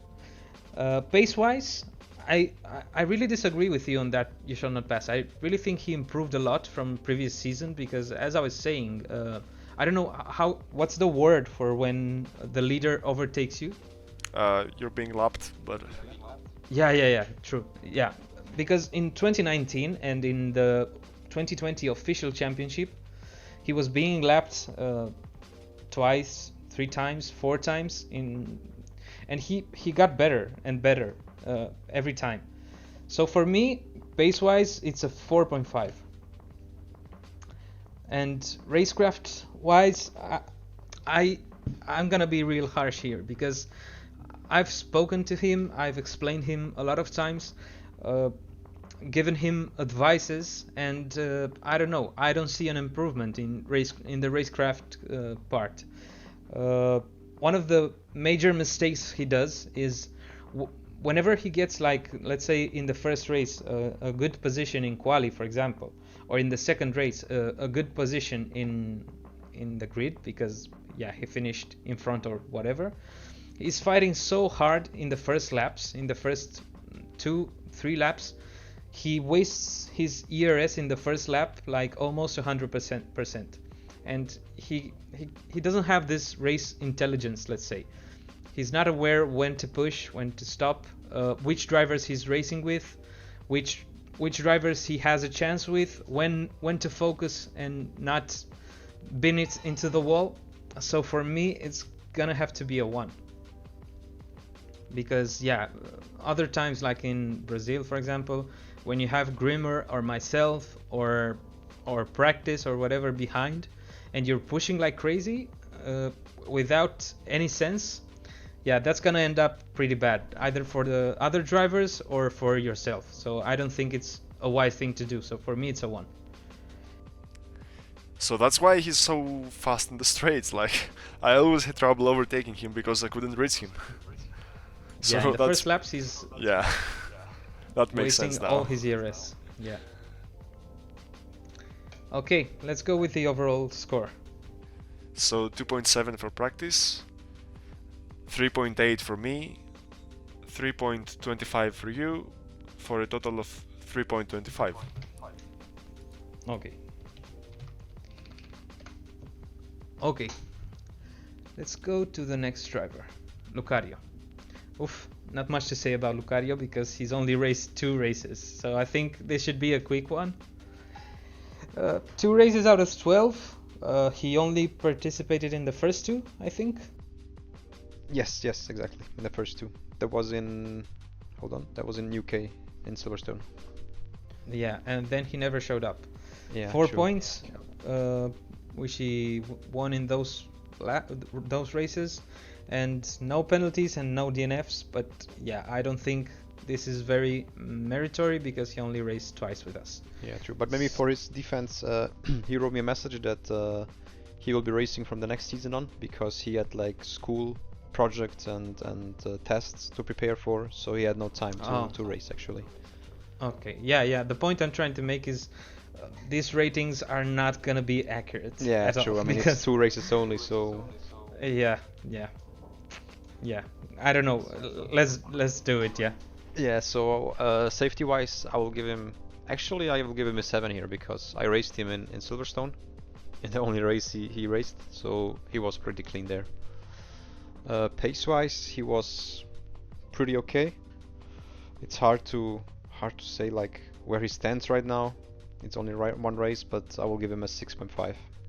Can you quickly tell me where did he finish in UK in those races? In the first one he didn't get any points, and in the reverse one he got 4 points, so that's P7.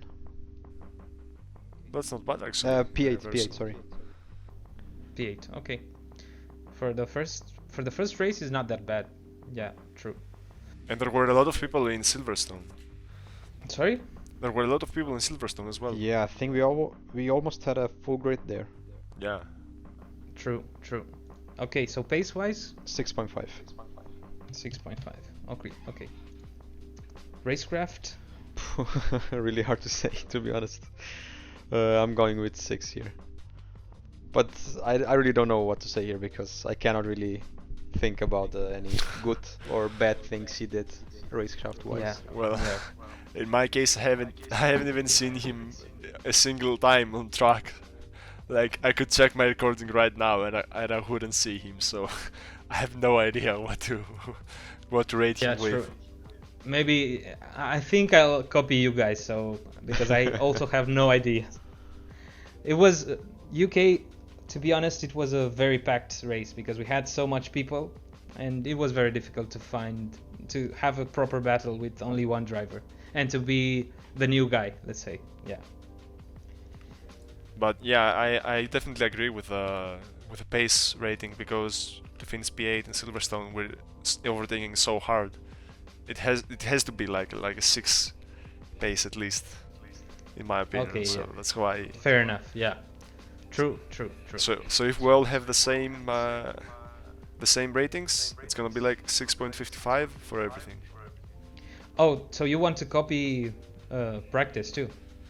In the safety and racecraft? Yeah, I agree, yeah. I will do the same because of the same reasons. I haven't seen him on track, and who did the test drive with him? It was me and Grimur. And he was very clean there. He was very clean, yeah. I think he lost the rear once in Silverstone, but it was like I think he touched the grass there, so it wasn't really a big mistake. But he was pretty clean and left space all the time. Okay. So overall, He has a 7, right? I mean... Oh wait, no. Overall, yeah, 6.55, yeah. I just had a brain fart. And this one too, right? 6.55. Yeah. Okay. By the way, where is Racing Point? What's their points? Racing Point has 69 points. 69. Okay, great. 69. Nice. Let's continue. Let's go with the Williams of Dubey or Dubey or Dubey. How do you pronounce it? Wait, isn't Jodien the next one? Yep, we missed Jodien. Oh, sorry. Yeah, we missed it. Yeah, sorry, Jodien. Not intentional. Okay, let's go with Jodien, the other Racing Point, and actually the leader, as it stands.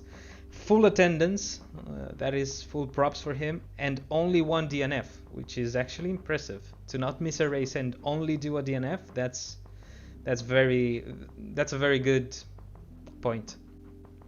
76 points and one very light penalty and a medium penalty, which he got in China in the last race, right? Yes, exactly. Okay, so the incident in China was T1, right? Yeah, I Wait, was right behind. no, it was not. Turn 3 it was actually. Like T4, yeah. Turn 4, the hairpin after sector 1. Yeah, end So of it was sector 1. full yeah. wet as well, and To be honest, it was lap 1. yeah, lap 1, yeah. Lap 1, full wet, yeah. It was a difficult situation. He braked too late, a lot of mess. He spun Grimur, I think. And That's why as well. he received, and Adrensu. That's why he received a medium penalty. But all in all, I don't think he's a dirty driver, because that's his only major penalty, and it was understandable. The conditions were very bad, and it was the first lap, so yeah, it's quite understandable. So for me, safety-wise, I'm gonna give him an 8, because other than that, he's been pretty clean this season. It's true that previous seasons he had some incidents, but like in the official in France, I think. Yes. But, yeah, I think he's improved a lot, and also pace-wise. I think pace-wise, compared to previous seasons, he's now very consistent, and if he focuses and if he also practices a lot, which is a nice thing to do. I see him a lot on the game practicing the tracks we're gonna race. So Yeah, true. He's always like racing with us too, like when we do 3 lappers, 5 lappers. yeah, he's always there. So for that, I'm gonna give him a 7.5. No, actually a 7. Yeah, because it is true that in 32 races he only has 76 points. And it's also true that this year the competition has been very, very strong, and the top 5 guys like have all the points. But yeah, for me it's a 7 pace-wise. And racecraft, I'm gonna give him a lower score this time, because like almost finishing the season, he talked to me and we had a conversation where I explained to him the strategy in some races is maybe in the reverse races is doing the alternative, because it's so powerful, and the softs can go for the whole race in this short format, 25%. Mm-hmm. And he was blown away. Yeah. Blown away, true. Because he didn't knew that was the right strategy, and I think that's a very important part of racecraft, because you can be very quick, but if you get the strategy wrong, you're just losing time and losing places, and that's what happened to him in a lot of the first part of the season. So for me, racecraft is a 5. YouShall?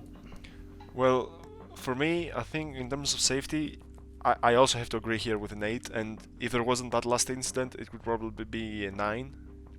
So, but I was right behind that incident. I mean, I slightly caused it because I tried to go up his inside. I had a much better exit of turn 3, and so he went kind of for the defend. He moved on the inside, and when I went around the outside, he slightly tried to close the door, but then it was so late that he had to change his line to not bump the guy in front. So that's why he went in the inside like that. So he just fell into the pressure. So I can't be like too strict with him. And in terms of pace-wise, I think he's like the driver that has improved the most out of everyone in the league, like compared to last game. I don't think that anyone else has improved that much, and he's like actually very hard to pass. He's a real threat when he starts in front and when he's confident. So pace-wise, I think I'm gonna put like a 6.5, and then in racecraft, I think I'm gonna put him like higher than Cabi for sure, because I like racing him. He's like, when he's confident, he's gonna leave you like just enough space. He's gonna fight you hard. He's not gonna let you pass, and he's gonna keep showing his nose even at the very last moment. Like, he's not gonna give up the position easily. He's racing hard, but he's racing fair. So for me, racecraft is gonna be 7.5. Okay, great. The only problem I have with him is like when he's not confident enough, he's braking slightly earlier, and sometimes like a lot earlier, and that could cause some confusion. But overall, he's like very, very solid in the race. Yeah. I remember that problem also to be one of Dunkz in the early beginnings. Oh yeah, for sure. Whenever Dunkz got pressured from behind, he would brake like 50 meters before and would brake the guys from behind's front wing. Yeah. Oh true, yeah. true. I remember think like this- last game for Dunkz. I think so. Yeah, it was in the last Yeah. game. Yes, exactly. Okay. But I think that's also a point. While I would not give, I wanted to give Jodien actually 8.5 points, safety points, but I will give him 8 because, like you mentioned, YouShallNotPass, he's early braking sometime under pressure. I think it was against you in Singapore actually, where he Yeah. braked like I think 25-30 meters earlier than he should. Yeah, I remember So I that. think under pressure he maybe crumbles, or I don't know. But I think 8 is pretty fair for him, because I think 32 races, he attended all the races and only one DNF and not that many penalties, so that's, I think, pretty clear. Yeah, like, sorry to interrupt you, like, but I just want to say that I've had some of the best battles with him. So yeah, I really had to put him like high up in racecraft. Oh, okay, nice. And also pace-wise, I also see that he is improved really a lot from last season, from last game actually, and I will put him here I'll put him on a 6.5 because he does finish in the top 10 usually, but it's like P8 at most, maybe P7, so he's like maybe a top 8, top 9 driver in the league, so that's why I give him a 6.5. But he's a constant like point finisher kind of, so Yeah, that's for why it sure. should be more than a 6. And racecraft wise, I never raced him that much to be honest, but I know that he's defending aggressively but not dirty, in a dirty way, so I will give him here a 6.5 as well. Okay, great. Let's do the maths. How is it the overall? So 7.1 for practice, Okay. 7.4 for me, and 6.8 for you. And overall? 7.1. Oh, sorry. 7.1. Okay, great. Let's move on. Let's go to the Williams. Again, how do you spell? Dubey, I think. Dubey? I'd say Dubey because Yeah, Dubey is something else. Okay, Dubey. Yeah, another one, another driver that has only raced with us for a few races. Only one race actually, to be honest. no penalties, no DNFs, but no points either. So this one is gonna be a quick one too. Let's quickly go. YouShall, safety.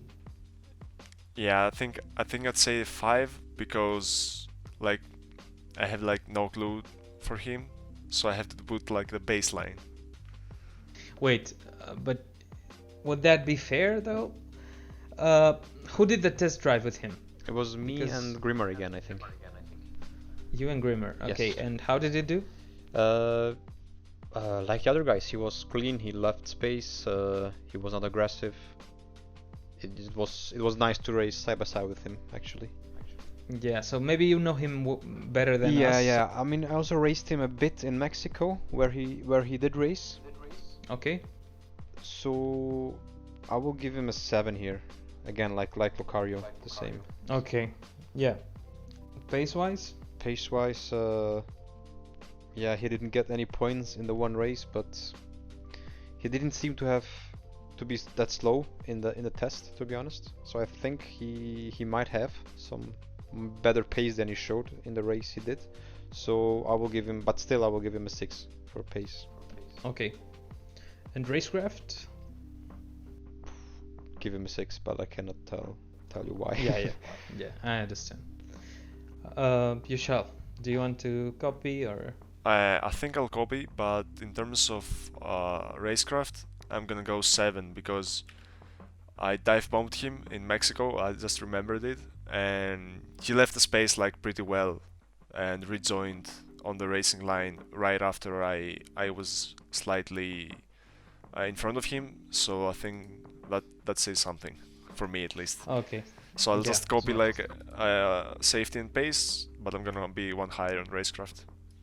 Yeah, and I'm gonna just copy practice because really I haven't found him on track. I didn't do the test with him, so for me it's okay. Let's go with the overalls. So for you in practice it's 6.4, for me it's 6.7, and overall 6.5. Okay. 6.5. Okay, fair enough. Let's move on to JustTom. Okay. Do you want to start practice? Again? Sure, why not? So do we go through the data first? So his attendance, he raced 15 out of 32 races. I think he missed in the beginning. He missed quite some races in the beginning of the season. He raced only Spa, I think, and then he just missed like 10 races or something. Yeah, right. But he Yeah, still and that's why. Sorry. Yeah, go on.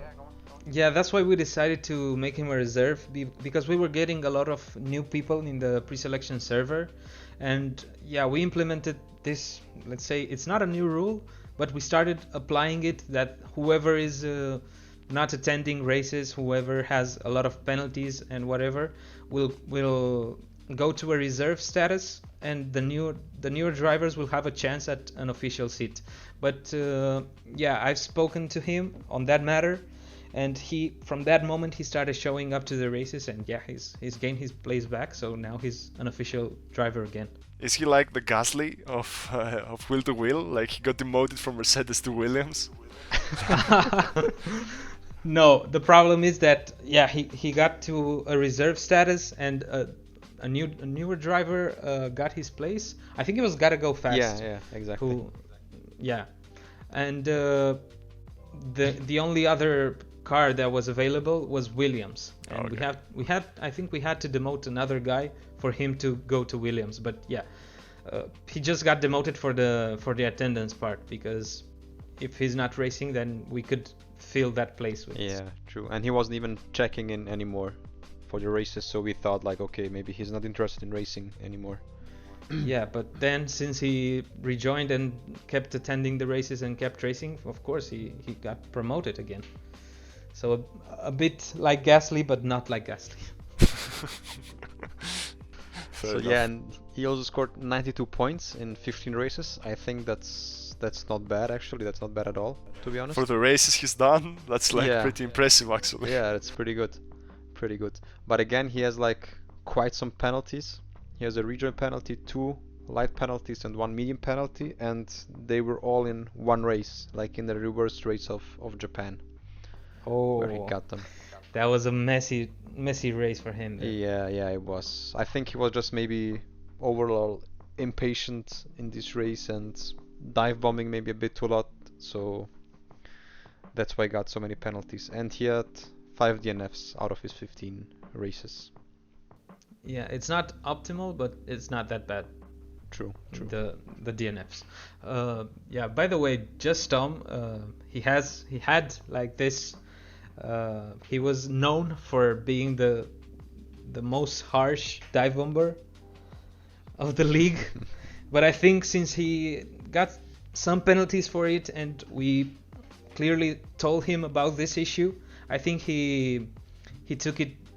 He's now better with that aspect, right? Yeah, true, for sure. I've got like the best dive bomb he's done on me last game in 2019. It was like from 20 meters back. He made it work, but I gave him all the space to do it. But yeah, I mean, when he does make it work, it's awesome. But it also works because we let him make it work, if it makes sense. Like, yeah, I remember like with Samu as well in Singapore, or there's like others occasions with Dunkz as well, when he left him all the space and he dive bombed me. He dive bombed him 2 times for like 20 meters back as well. It's like he's gotten away with it so many times that I think it's fair that he has that he's the dive bomber of the league.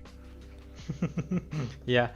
Problem is that, of course, yeah, if you're gonna dive bomb us, let's say you, myself, Practice, Thunder, Samu, etc., like some of the, let's say, pros of the league, yeah, we'll acknowledge the dive bomb and we'll just get out of the way because, of course, we don't want to crash.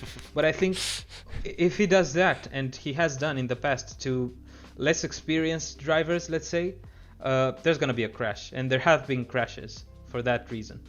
So yeah, in the past, maybe out of 3 dive bombs, he got away with 1 or sometimes 2.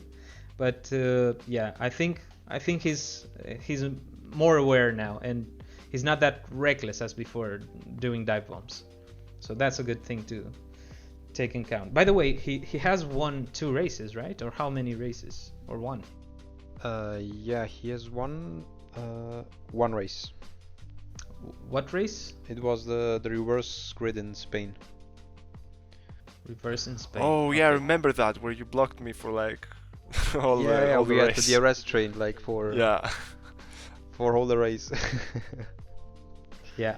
Also, I have to say that he's a very fast driver, and he has been in P1 positions quite some times, but I don't know how. Somehow he manages to either crash or get damaged, or something happens to him and he loses the lead. So yeah, he fucks I don't in know. the race. Maybe that's something to take in count for the racecraft. In my opinion, though, I think he's like the fastest driver in the league over like 1 lap pace. Like if this guy practices, he's gonna get pole, and that's the end of it. He's gonna get it. No one can get it to him. Not even Albaricoque when he was here. Even he wouldn't get the pole from him. So for me, like pace-wise, like if he corrected all the mistakes he does in the races, and he didn't like, I don't know, he probably makes the tires drop off too much because in the first lap he's very fast. Then he kind of drops back a little bit. Like, but if he like corrected that, I think he could easily chase the championship, like easily. Yes. Throughout the season. He just have to attend the races, not have like 15 out of 32. Yeah, but a part of attending, I also think it's these things like he's in the lead or he's in a great position and he gets damaged for one reason or another. So I think it's not only attending, but also, like you said, correcting these things. For me, it's more important that only attending and that's it. For me, there are more things. Rather than pace. So I'll start. Considering how he improved the dive bomb part, apart from that, I think he's very fair. Like wheel-to-wheel racing, no problem with him. Yeah, I've never had a problem. Just that dive bomb part, and that would be it. So for me, it's an 8 in terms of safetiness. Pace-wise, I'm gonna give him a 9.5. As you said, he's one of the top drivers, but I'm just to make it clear, I'm only rating his pace, like pure pace, nothing else, no mistakes. That's why in racecraft, I'm gonna give him a 6, I think, because for me, that's my impression. I've seen him so many times leading or being in a top position and then just DNFing or losing out and getting to the back of the grid. So yeah, for me it's a 6. Can you continue, YouShall? Yeah. For me, I think safety is gonna be 7 because while I've never had an incident with him, or like I think I did in I don't know, in Hungary, where he dive bombed me. And other than that, he's like pretty good will to will. But yeah, I'm gonna have to give him a 7 because there's like too many dive bombs. Like even if it got better through the season, like if there wasn't a dive bomb, he would have like a 9 safety for me. But yeah, I can't ignore it. And pace-wise, I also want pace-wise I would even give him a 10, but he seems like to kind of struggle later on in the stint, sometimes early on in the softs, and also I think in the wets, he hates the wet, so he's like actually very weak here, so I'm gonna have to put him like an 8.5. Okay. And then racecraft, that's a tough one because while he's making mistakes, I'm not sure. I think I'm gonna have to give him a 6 as well, mainly because he has like so many DNFs and like most of them are his fault. So I can give him more than that. Yeah. Okay. Practice. As you guys said, I mean his dive bombs are not ideal at all, but if he would not dive bomb that much, it would surely be a 9 for me, but because of the dive bombs, I gotta give him a 7.5 for safety. Okay. Then pace-wise, even looking at his time trial times and his quali times, he has very good pace, but his race pace is also, it's on a high level, but not the fastest in the league. So I will give him a 9 for pace. Okay. And racecraft wise, I gotta give him a 6 as well, because I think he's just, most of the times he's not patient enough for overtakes, and maybe that's also the cause why he dive bombs so much. I don't know. Yeah. So that's why I give him a 6 there as well, like you guys. But it's funny though, because on that Japan race, Ivanovsky wasn't in the call, he couldn't join, so I joined the reserves and I was with him. And he had like that killer like attitude. He wasn't like talking much. He didn't seem like impatient. It's just like he burst out right after the incident happened. So I don't know if it's actually like being impatient, or it's just like not thinking through the move so much and just acting on instinct. Maybe just his driving style, which is not just being aggressive, but how he feels confident with, and yeah. I feel like he has like that killer instinct, like he sees a gap and he has to go for it, like there's no other way with him, I don't know. Like animal reaction, right? Yeah, exactly. Okay, let's go with the overall results for JustTom. For practice 7.5, for me 7.15, and for you 7.85. For a total of 7.5. 7.5, nice. I think he's very close to Matto, right? Yep, he's like first right now. He's first, okay, nice. Sorry. By the way, where is Williams? Williams has 92 points, all scored by JustTom. Oh, true. Yeah, right. Okay, let's move on. Let's go to Mercedes. How much points do Mercedes have? 114. Okay. Yeah. So we're going with GottaGoFast. Full attendance, so props for that. 15 points and 3 DNFs. Not bad, DNFs wise. And 1 light penalty and 1 medium penalty. I think the light penalty was for Japan, I think. It was in UK, in his first race. The medium penalty was actually in Japan because it was to me. I remember that. Okay, yeah. Did he do that to you?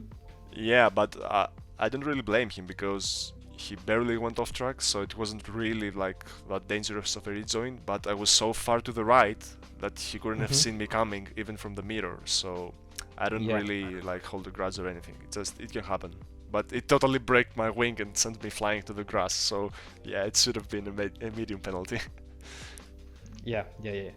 I remember it too. Yeah. I mean, I don't know if he got distracted for a while and didn't spot you on the right and thought that he was alone on track, but yeah, that's a mistake. That's a fair penalty for that incident. If I remember Otherwise, correctly, he Yeah. had a car right in front of him, turn 1 Japan, and he braked like slightly earlier, if I remember correctly. So he had like to move out of the track to avoid him, and then it happened like as he was going back to the track. Yeah, I saw his point of view. He had, I think, dirty air, and he started to understeer when he was into turn one. So that's why he left the track.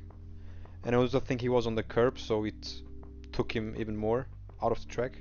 And then when he rejoined, he didn't look at the mirror probably at all, and at the arrows, and then he crashed into you. But you're right, he had a car in front of him there. Yeah. Okay. Yeah, but other than that, I must say he's also one of the drivers that improved respect to previous seasons, because he's been with us for the official championship and I think also for 2019. Yes. For some of the championships. So and he was one of the most problematic back in the day. He always got involved in incidents.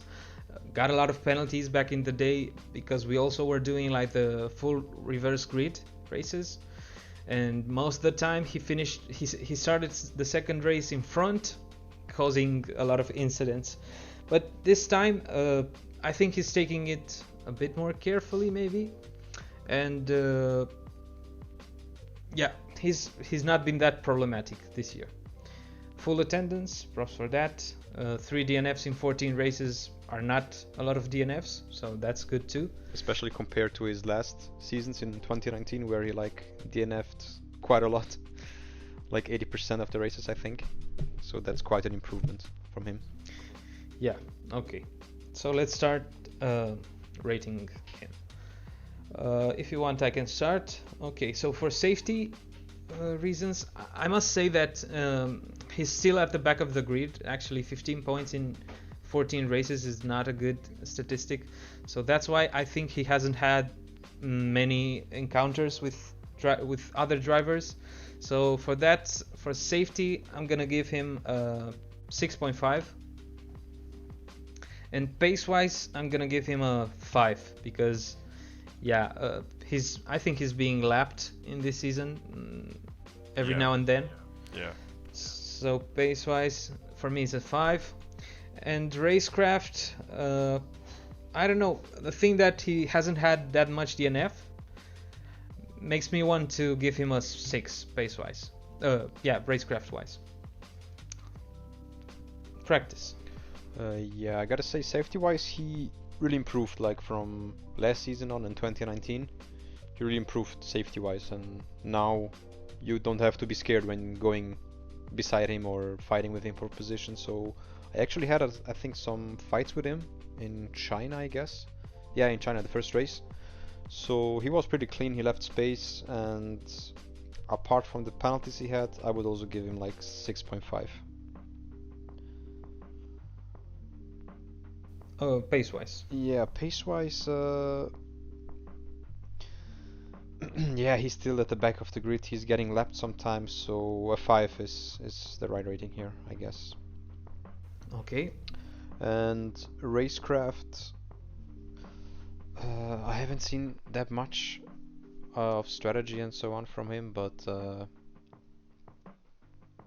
yeah, I think 3 DNFs in 14 races is quite okay, not that bad at all. So I will give him a 6.5 for racecraft. Okay. You shall.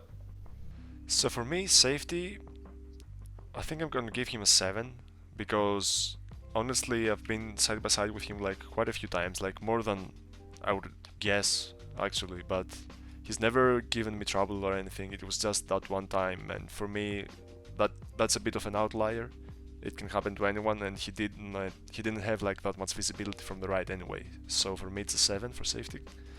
Pace wise though, I'm gonna give him a 4, because there's like many times where like the guys in front like pit and he's like right in front of us, like a pit stop behind in lap 4, and I'm like, yeah, that's not very impressive, like to put it mildly. And racecraft, I think I'd give him a 7, just because that I've never had like any incidents with him when we were side by side, like, and it's more times than I can count. So yeah. Okay. So let's see the overalls. 6.0 for practice, 6.1 for me, and 5.9 for you, for a total of 6. Okay. Nice. Let's continue with Jordi. Do you want to talk about him, YouShall?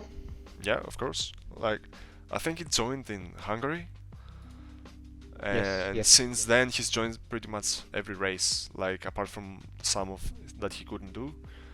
And oh, he has a penalty for the mirror. Okay, yeah, I'm not even going to talk about that. That was the first race, I think. Yeah, Yes, it was the first race. And I think it was because he actually wanted to reclaim something, so he provided the stewards with his footage. And he already said, I think I'm gonna get a mirror penalty, but it's okay. But I want to reclaim this. It was like that. You're right. Yeah. Though I don't think that any of those 4 DNFs have been like his fault, or like if they were, like maybe one, because he's not like one of the drivers to make mistakes or like make big ones. And so far, what I've seen like is that in every track that he's practicing, he's actually very, very fast, and he's fighting for the win. The problem is, like, the way I see it is like he's not like very fast in every track. There's like some tracks that he's like slightly weaker, and that way I think like in terms of pace wise he's going to drop like for me. But other than that, he's like very clean, and like even in the last race in the rain, I dive bombed him like 2 times and he reacted to it like very well. So even like wheel to wheel, he's like very, very, very good. Like he's like a very good addition to the league, even from like the first race. So for me, like, I don't know, I'm guessing, but I think he has like previous experience with league racing. Yes. Actually, I think he's been racing in iRacing before. So yeah, as we know, iRacing is a very how can you say, a very demanding. Yeah, and it's a real simulator, like not like F1, which is like more a simcade. Yeah. So iRacing is more of a. So we've had drivers that have come from iRacing, from maybe R Factor before in the past, and they seem to adapt very well, and they also have a very big knowledge about wheel-to-wheel battles and racing ultimately. So yeah, I agree with you. Jordi is a great addition to the league. He's been with us almost since the beginning. I mean, he's missed the first 8 races. But I think it was lucky how we found him, because he joined us in an open lobby where we practiced Zandvoort, or what was it, Hungary? True. Yeah. We were practicing some race in an open lobby, and we just. I think it was a private lobby at the beginning, but then we switched to open. He joined, and actually he impressed us, because of course the lobby was set without assists, and we were expecting like the 7 guys that were with us to spin in the first corner. And actually I had a really good fight with him for the whole race. And yeah, he impressed me, and I told practice we have to talk to this guy. We have to add him. True. And we were not wrong. And yeah, I'm very pleased with how he's doing and his performance. For me, he's one of the safest drivers, and great addition. So for me, like safety, I'm reserving like only for 2 guys a 10, and one of them is like Jordi. So. Oh, nice. Yeah, because I don't think like that anyone has ever said anything about him, and like it seemed like even from race 1 that he had experience, and it showed like greatly throughout the season. it wasn't like a first impression. So pace-wise, that's my only gripe, like that he isn't like that fast in every track.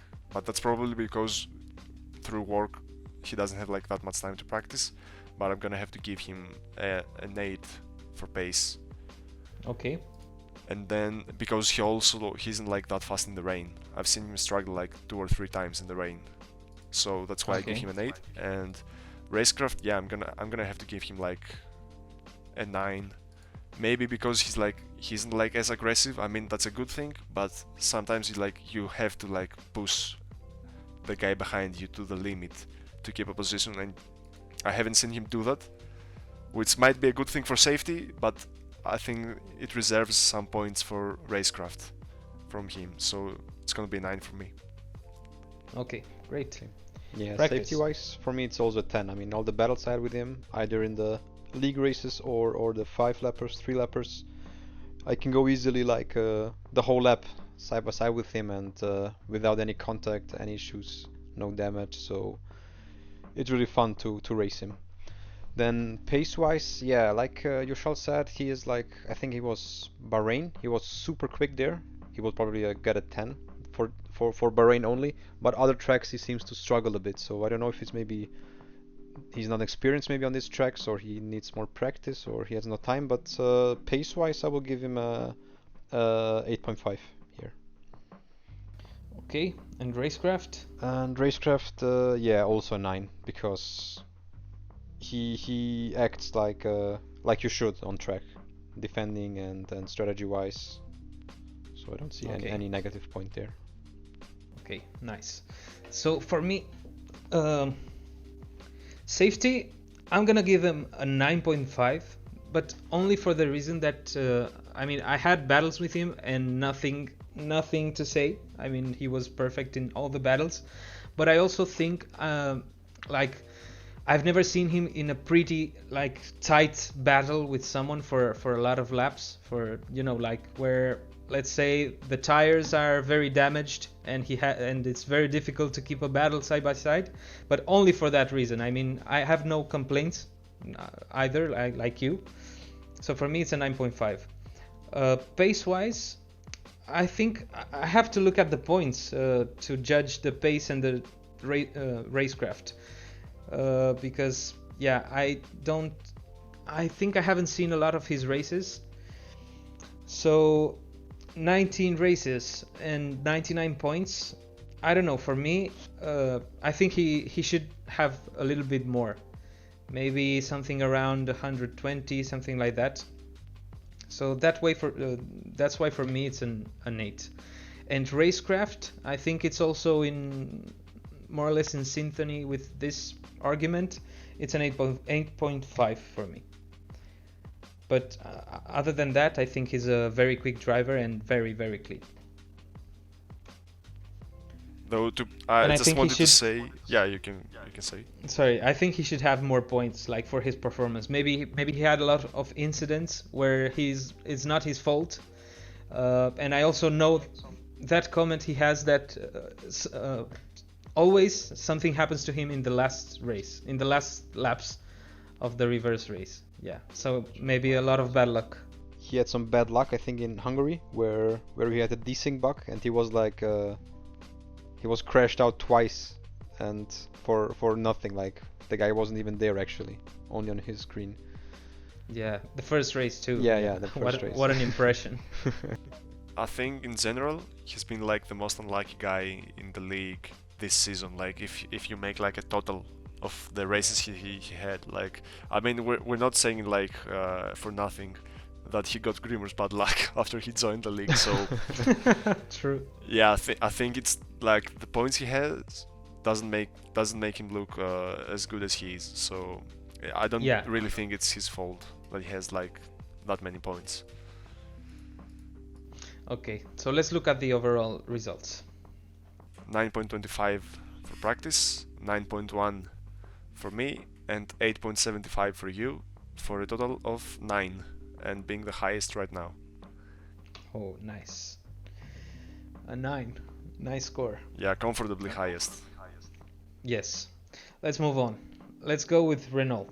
How many points do Renault have? Renault has 211 points. Okay, great. So the first driver we're gonna talk about is Bloombock. I must say he's not that popular within the league, I guess. He's had some incidents, like we can see 2 light penalties, 2 medium penalties, and a rejoin penalty.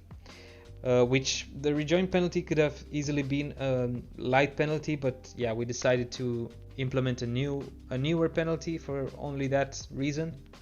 So initially he had 3 light penalties and 1 medium penalties, but we do have the rule that 3 light penalty, when you get the 3rd light penalty, it gets converted to a medium penalty. So that's why he got the 2nd medium penalty.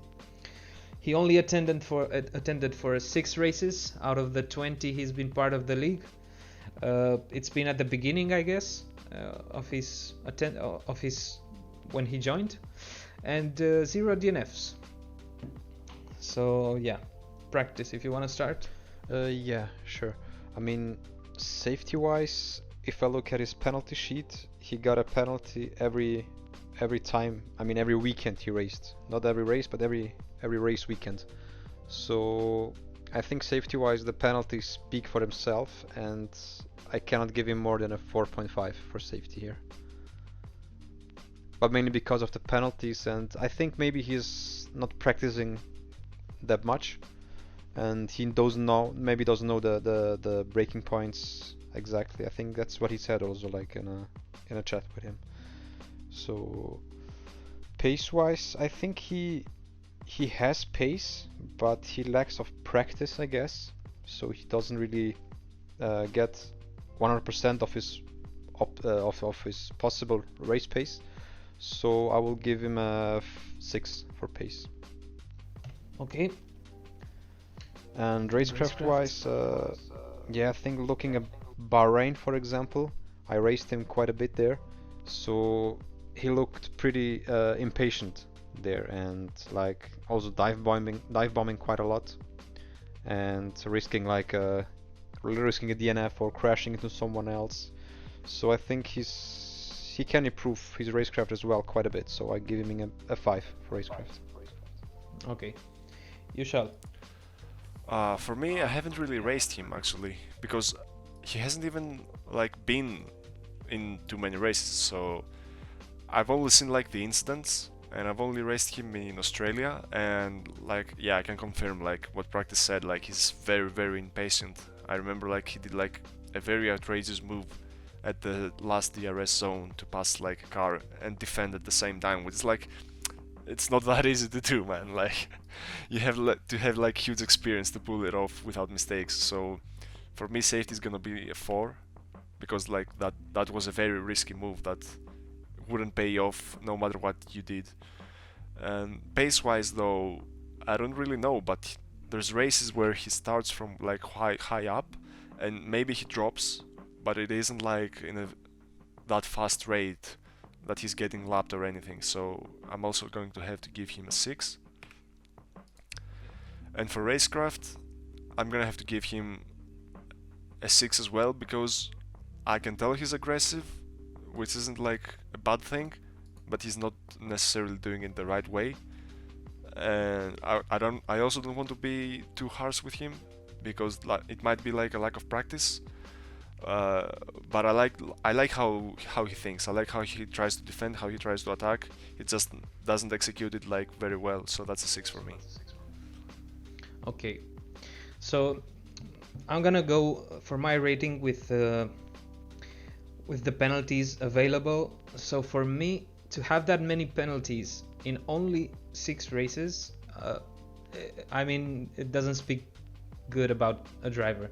So for me it's a 3, because 3 light penalties are a lot of penalties in only 6 races, another medium penalty, and the rejoin penalty that is actually an unsafe rejoin to the track, that initially would have been a light penalty. Yeah, I think those are too many penalties. So for me, safety wise, it's gonna be a 3. Pace wise, also I think the points also speak for themselves.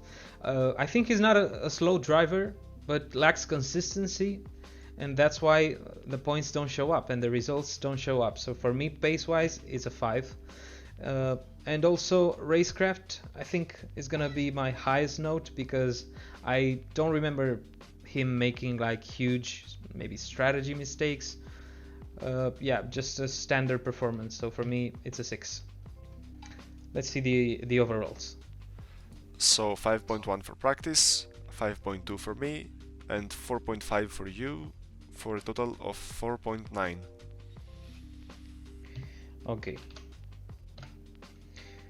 Yeah, I think also the fact that after almost every race that he's been part of, over Discord after the race, a lot of drivers were very vocal about the incidents with him.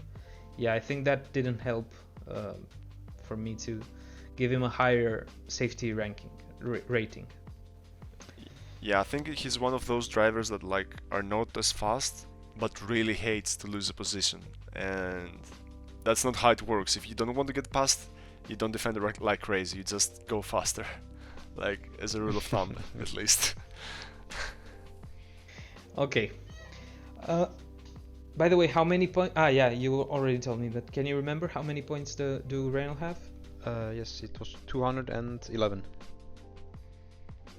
So we're assuming the next driver, 211. 11, true. So the next driver is Rial. Can you talk about him? Yeah, I mean, he's pretty long with us. I mean, he was like already in 2019. I think when I joined, he was already in the league, right? Yeah, he's one of the veterans, one of the first drivers to join. Okay, nice. Nice. I mean, he was in another league and joined with 2 more drivers, and he's the only one that's left from that other league. And yeah, he's been devoted to us ever since. Oh, nice. Yeah, I think his attendance is it's pretty nice to see. 28 of 32 races, so he races like regularly, almost like every weekend when he can. He scored a lot of points, 209 points in 28 races. That's pretty impressive, actually. He only got 2 live penalties in these 28 races and 5 DNFs. So I think that's a pretty solid statistic for Rial here. True. He's one of the top drivers for sure. Can you remind me what were the penalties for? Yeah, sure. He got an LP in Mexico in the first race. No, the one. Sorry. That one got removed because it was not really a penalty. So he only has 1 LP. Oh, really? Yeah. Okay, sorry. Because he crashed into me, but he didn't really crash into me because it was the desync bug again. He wasn't really there on his screen. Okay. So what's the LP for? LP is for Belgium in the second race, in the reverse grid race. You wouldn't remember what happened? I can look into the sheets. He crashed into Unnovato. Oh, I remember. Yes. Oh yeah, I remember. It was after the straight. After the S's. Yeah, I mean, I guess he underestimated Novato there in that corner particularly, and he crashed him out. Yeah, well, he didn't crash him out, but pushed him wide off the track, right? Yeah. And then Novato got on the throttle very aggressively and spun on his own afterwards. Okay.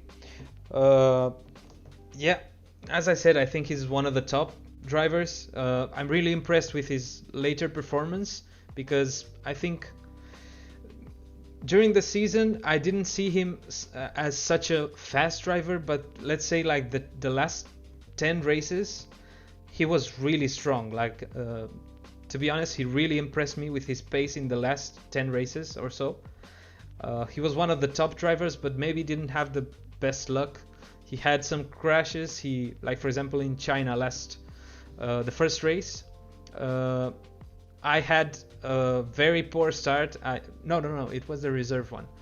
I basically slept while we were starting the race, and he crashed into me. So even though he has a great pace, he sometimes has this bad luck. But yeah, he's very quick, a very quick driver, and a very clean one. He also has 2 race wins, so I think that speaks for itself. Where did he win? He won in Mexico reverse and UK reverse. Okay, yeah. Okay, so I'm gonna give him a 9.5 as a safety rating, only for that incident. Okay, it's not a 10 because he's, you go wheel to wheel with him and both are gonna be fine. So 9.5 for me. Pace wise, as I said, maybe in the beginning he was very consistent, but maybe not that fast. But still, for me, it's an 8.5 as pace wise. I could give him more, but for sure, if he kept this pace that he's shown the last 10 races for the first part of the season, for me that would have been a 9 or maybe 9.5, but still 8.5, still impressive. And racecraft, nothing bad here. So for me, it's a 9. Oh wait, actually, he does have 5 DNFs. So yeah, maybe he's been too aggressive at times, not controlling the situation. So yeah, an 8.5. I'm gonna change it. Okay, yeah, I think the DNFs. I think it's like maybe he rages a bit too quick. That's my impression of it. I remember once he hit a desk. I was warming up the tires in Belgium. I don't remember if it was a formation lap, yeah, and I kind of slept on it because I was looking at the temperatures, and he braked to warm up his tires, so I bumped him, and even though we didn't get damage, we were at the last sector, and that reset us to the track, and he hit his hand to the desk like so loudly that the mic got on. So yeah, I don't think he's that patient, or like he's probably like a bit hot-blooded. Yeah, true. So for my rating, for safety-wise, I can give him a 9 as well, because going side by side with him is usually not a problem. You can trust him not to do any stupid mistakes or any crazy moves. So a 9 is, I think, a pretty solid rating for him. Okay. Then, by the way, sorry to interrupt. I wanted to do a shout out for Rial's lover, Russia's last chicane. Just a shout out. I think he's been claimed by the chicane like 2 times in this game, that I've seen at least, probably even more. Yeah.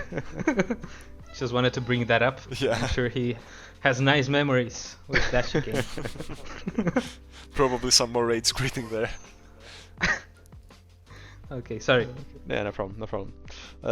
Pace-wise, I think 209 points. That speaks for itself, clearly. So 8.5 for me as well, for his pace. And racecraft, his DNFs, and I think like I said before, I think he rages maybe a bit too quickly.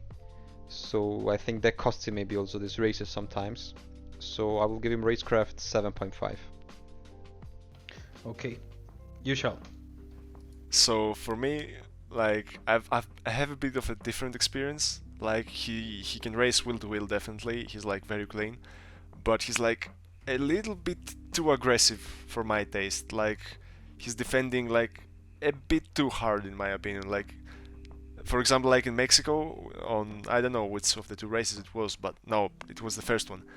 Like he was on the slower tires, on the medium tires, and me and Tom were on the softer tire, and we were like trying to both get past. And like I understand, like obviously he wouldn't want to lose the position. I mean, he was fighting for the position on the last 3 laps, and he kind of like left as little room as possible, which is good, but he did it in a bit of an aggressive way. And then like on the next lap, he just changed his line like at the very, very, very last minute, and I don't know how I managed to avoid hitting him. And then he also went wide, so when he's fighting a bit too hard.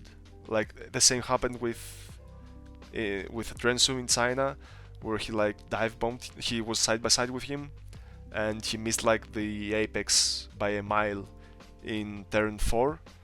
So Adrensu did the cutback like really easily, and then he went and broke his wing on Adrensu. So I think it's like those small mistakes like that has cost him like very, very good points through the season, because his pace is like really good. So for me, safety is going to be like an 8.5.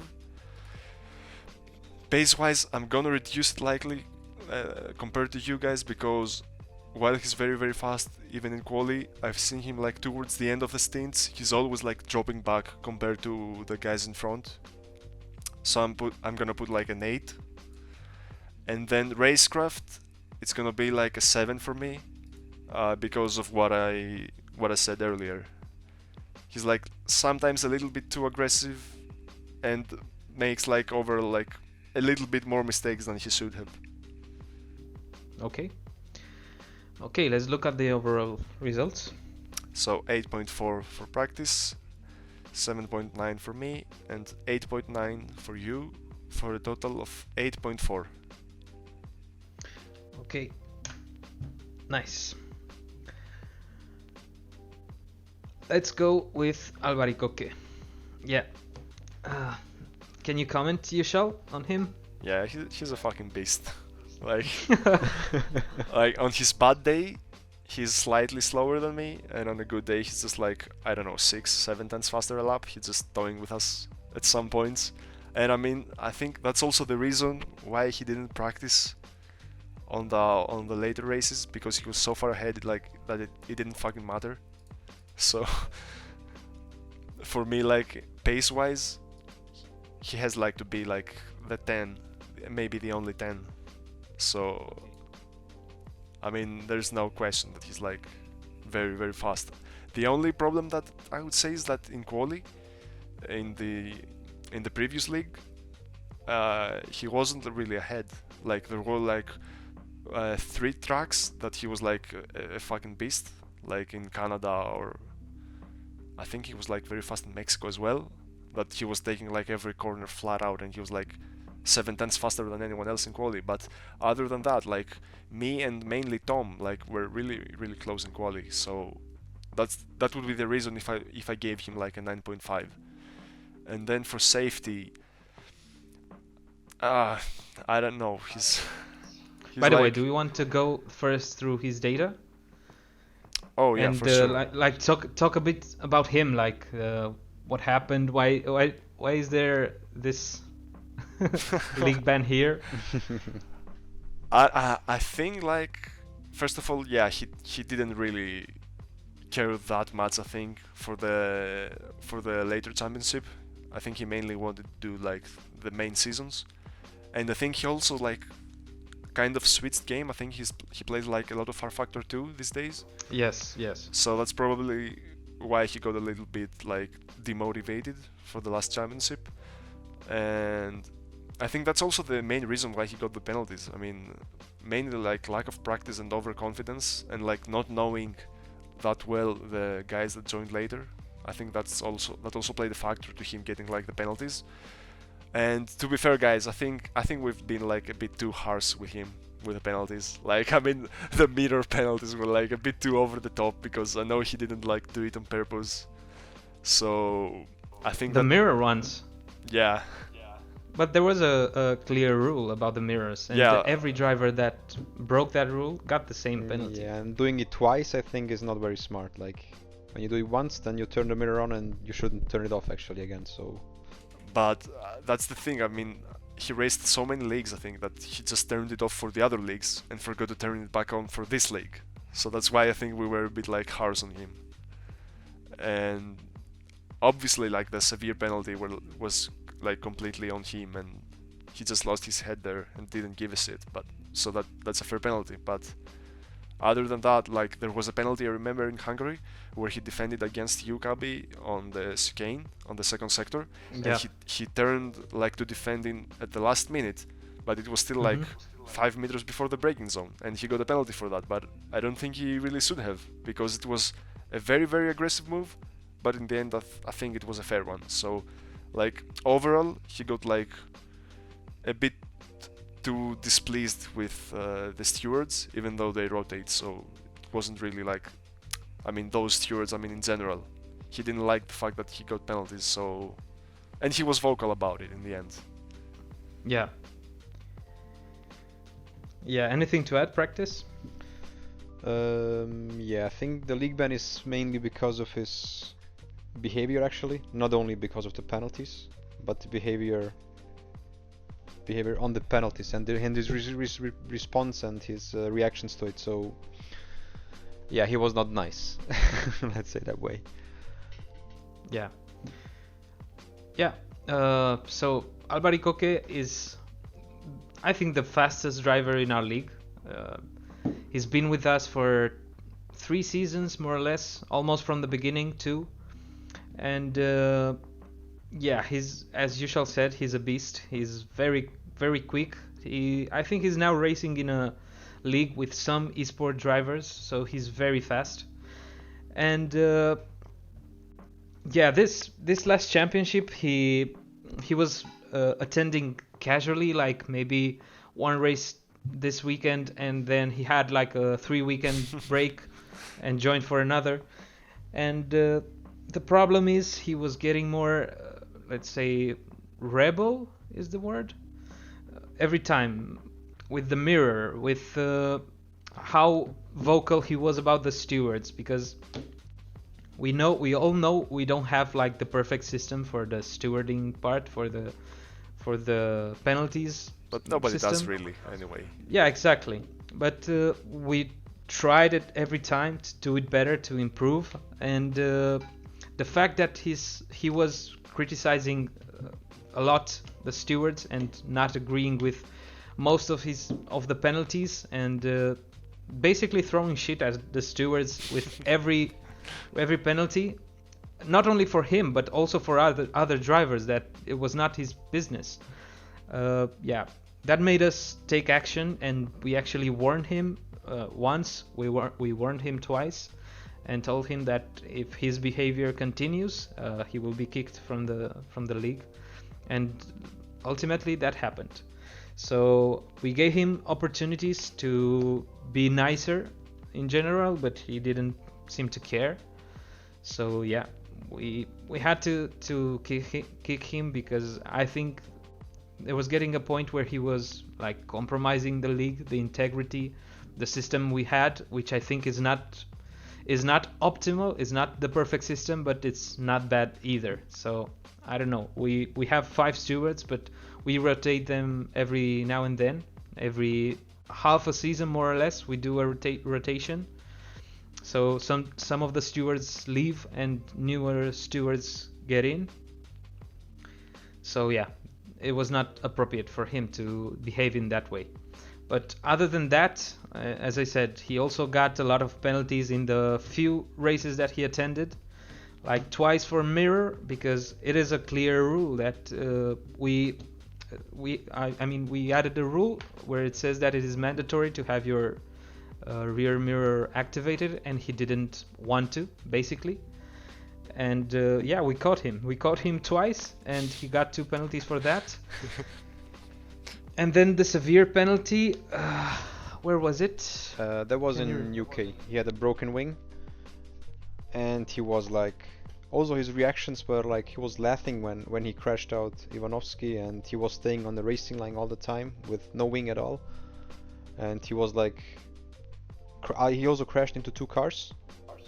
Yeah. So he made a big mess there without a wing. So actually, when you have no wing, you should just go out of the way and don't be a danger. Which is also in the rules, I think. Yeah, it's also in the rules. And there's also another problem, which is the biggest one. The 2 VLPs he got, I think one of them, he got them for the same reason, like the previous race. And I personally talked to him about this issue and told him, just don't ever do it again. If you see yourself with a crash front wing and with like a lot less space than the driver coming from behind, just let them go. It's in the rules and you have to do that. And the next race, literally, he got the severe penalty for the same exact reason, and for crashing 3 cars out, I think, because of that issue. because of fighting with a broken wing, full broken wing. Yeah, so that's it. That's it for Albaricoque. Let's do the ratings. Yeah, like I said, pace-wise, he's got to be a 10. I mean, he has like a few weaker tracks, like France, I remember. But yeah, he's got to be a 10. If it's not him, then it's no one. And safety, yeah, that's where I'm gonna have to like reduce some points. So, but not because like he can't race wheel to wheel, but just because he's like a little bit too aggressive, like maybe taking like a bit more risks than he should have. So it's probably gonna be like an 8 to me. And then racecraft, I'm only gonna reduce like points here just because like of those incidents. Because if we take away like the latest league, in terms of racecraft, he's like easily the best with the tires. I haven't seen like anyone in the league do what he does with the tires and go as fast as he goes after so many laps on the softs. Like in Monaco, I think he did like something amazing with the tires. Like I kept up with him for like 7-8 laps, and then he just magically went like half a second faster and kept that pace until like lap 14, while everyone had pitted by lap 10 or something. So yeah, I think racecraft, I'm gonna put a 7, and that's only gonna be because of those last incidents. Otherwise it would easily be like a 9. Okay. Practice? Okay, yeah, safety wise, I think when you look at his races, when he's leading, when he's in P1, he will be like much quicker than everyone else and just go away, make a gap, and there will be no incident. But as soon as he has to fight, like when he starts from P10 maybe, or even further back, and he has to overtake a lot of guys, it's highly probable that he will get into an incident.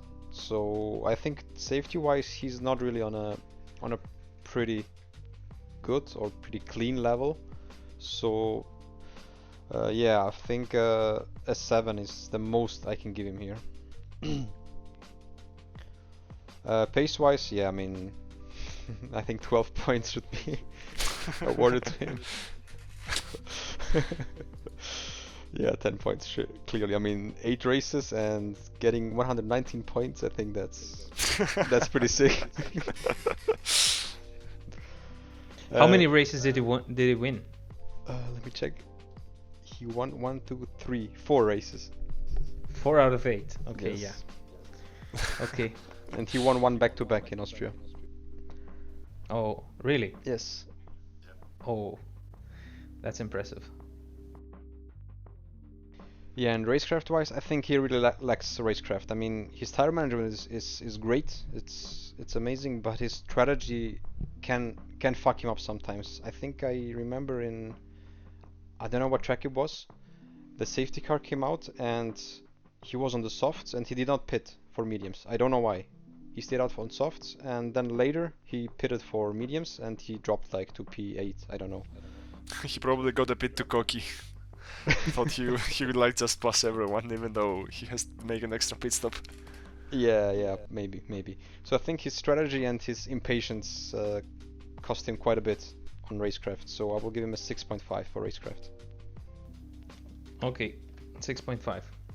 And for me, regarding to safety, I must look at the penalties. I must look at that severe penalty, that incident in UK, those incidents in UK. And also, that's a very important point you just made there, practice. It is true that either for this league and for previous leagues, whenever he's in a compromised situation, like not starting P1, not starting in the top 3, there's a high risk of him getting involved into an incident, or even him chopping his front wing or something like that. It is true that pace, which is a 10-2 for me, pace resolves those kind of issues, and he could easily gain positions after that, even though if he has to change to pit and change the wing. But yeah, for me, safety is really the downside of him, and I must give him a 6 here. And racecraft, I think yeah, apart from the incidents that I like to put the penalties in the safety part. So racecraft for me is more like the strategy and tire management and everything. Yeah, for me it's impressive. I mean, drifting out of every corner and still being 5/10 faster than everyone else. For me, that's art, man. So yeah, for me, racecraft is a 9. So let's see the overall. So 7.7 for practice, 3.8 for me, and no, what am I doing? Oh wait, sorry. Yeah, 8.3. Yeah. Okay.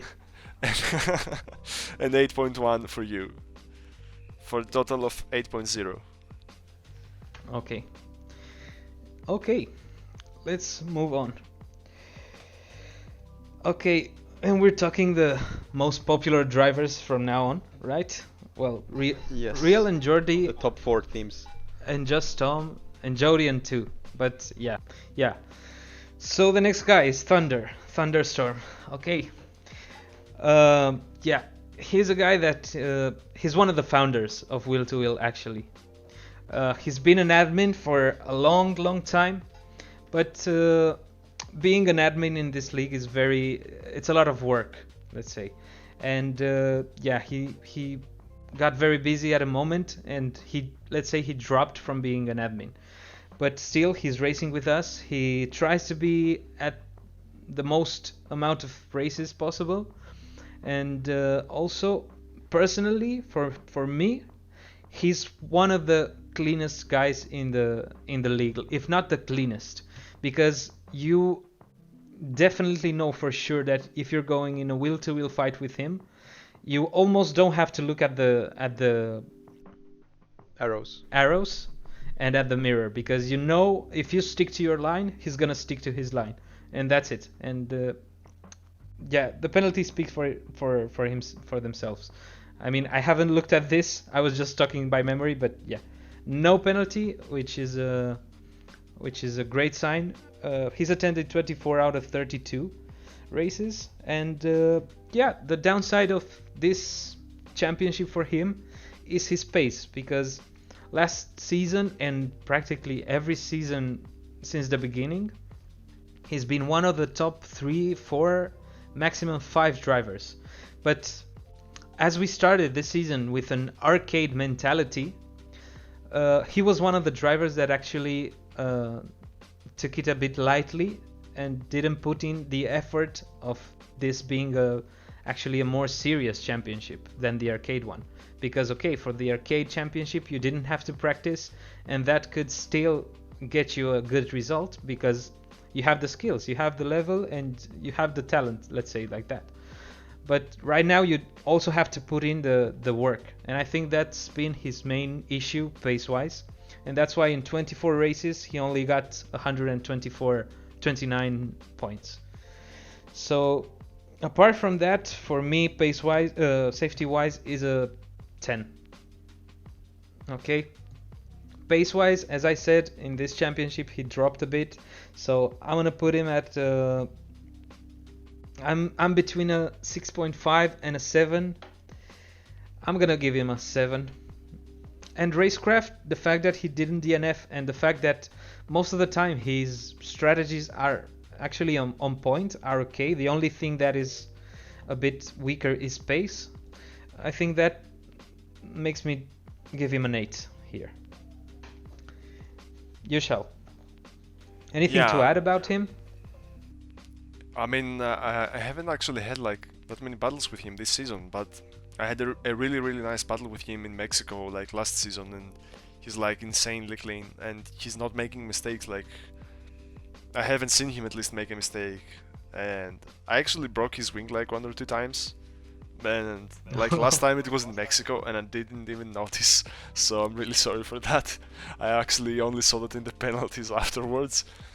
So yeah, but yeah, you can really, I mean, I think you can exploit the fact that he's so clean, and you can like push him a little bit, because you know he's never going to make contact. So I think for safety, yeah, he's gonna be like, no, he's not gonna be a 10, because once, I think in Silverstone, the second race, we were like 3 or 4 wide before the final chicane of the lap. Oh, really? Yeah, and it was like me, Practice, Tom, and him, and he was like on the far inside, and I could tell like that he would go for the move and he would miss his breaking point. So I just had to delay my breaking point to not turn into him, and I had to like bump Practice, and he did indeed like miss his breaking point, but he didn't cause an accident because I saw it coming. So for me, it's gonna be like safety and 9.5.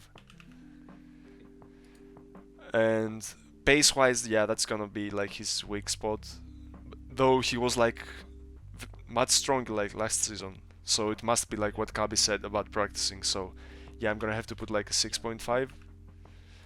And then racecraft, I think is like very, very, very, very good. Like you can always trust to go side by side with him, and he's like very fair when defending and both attacking.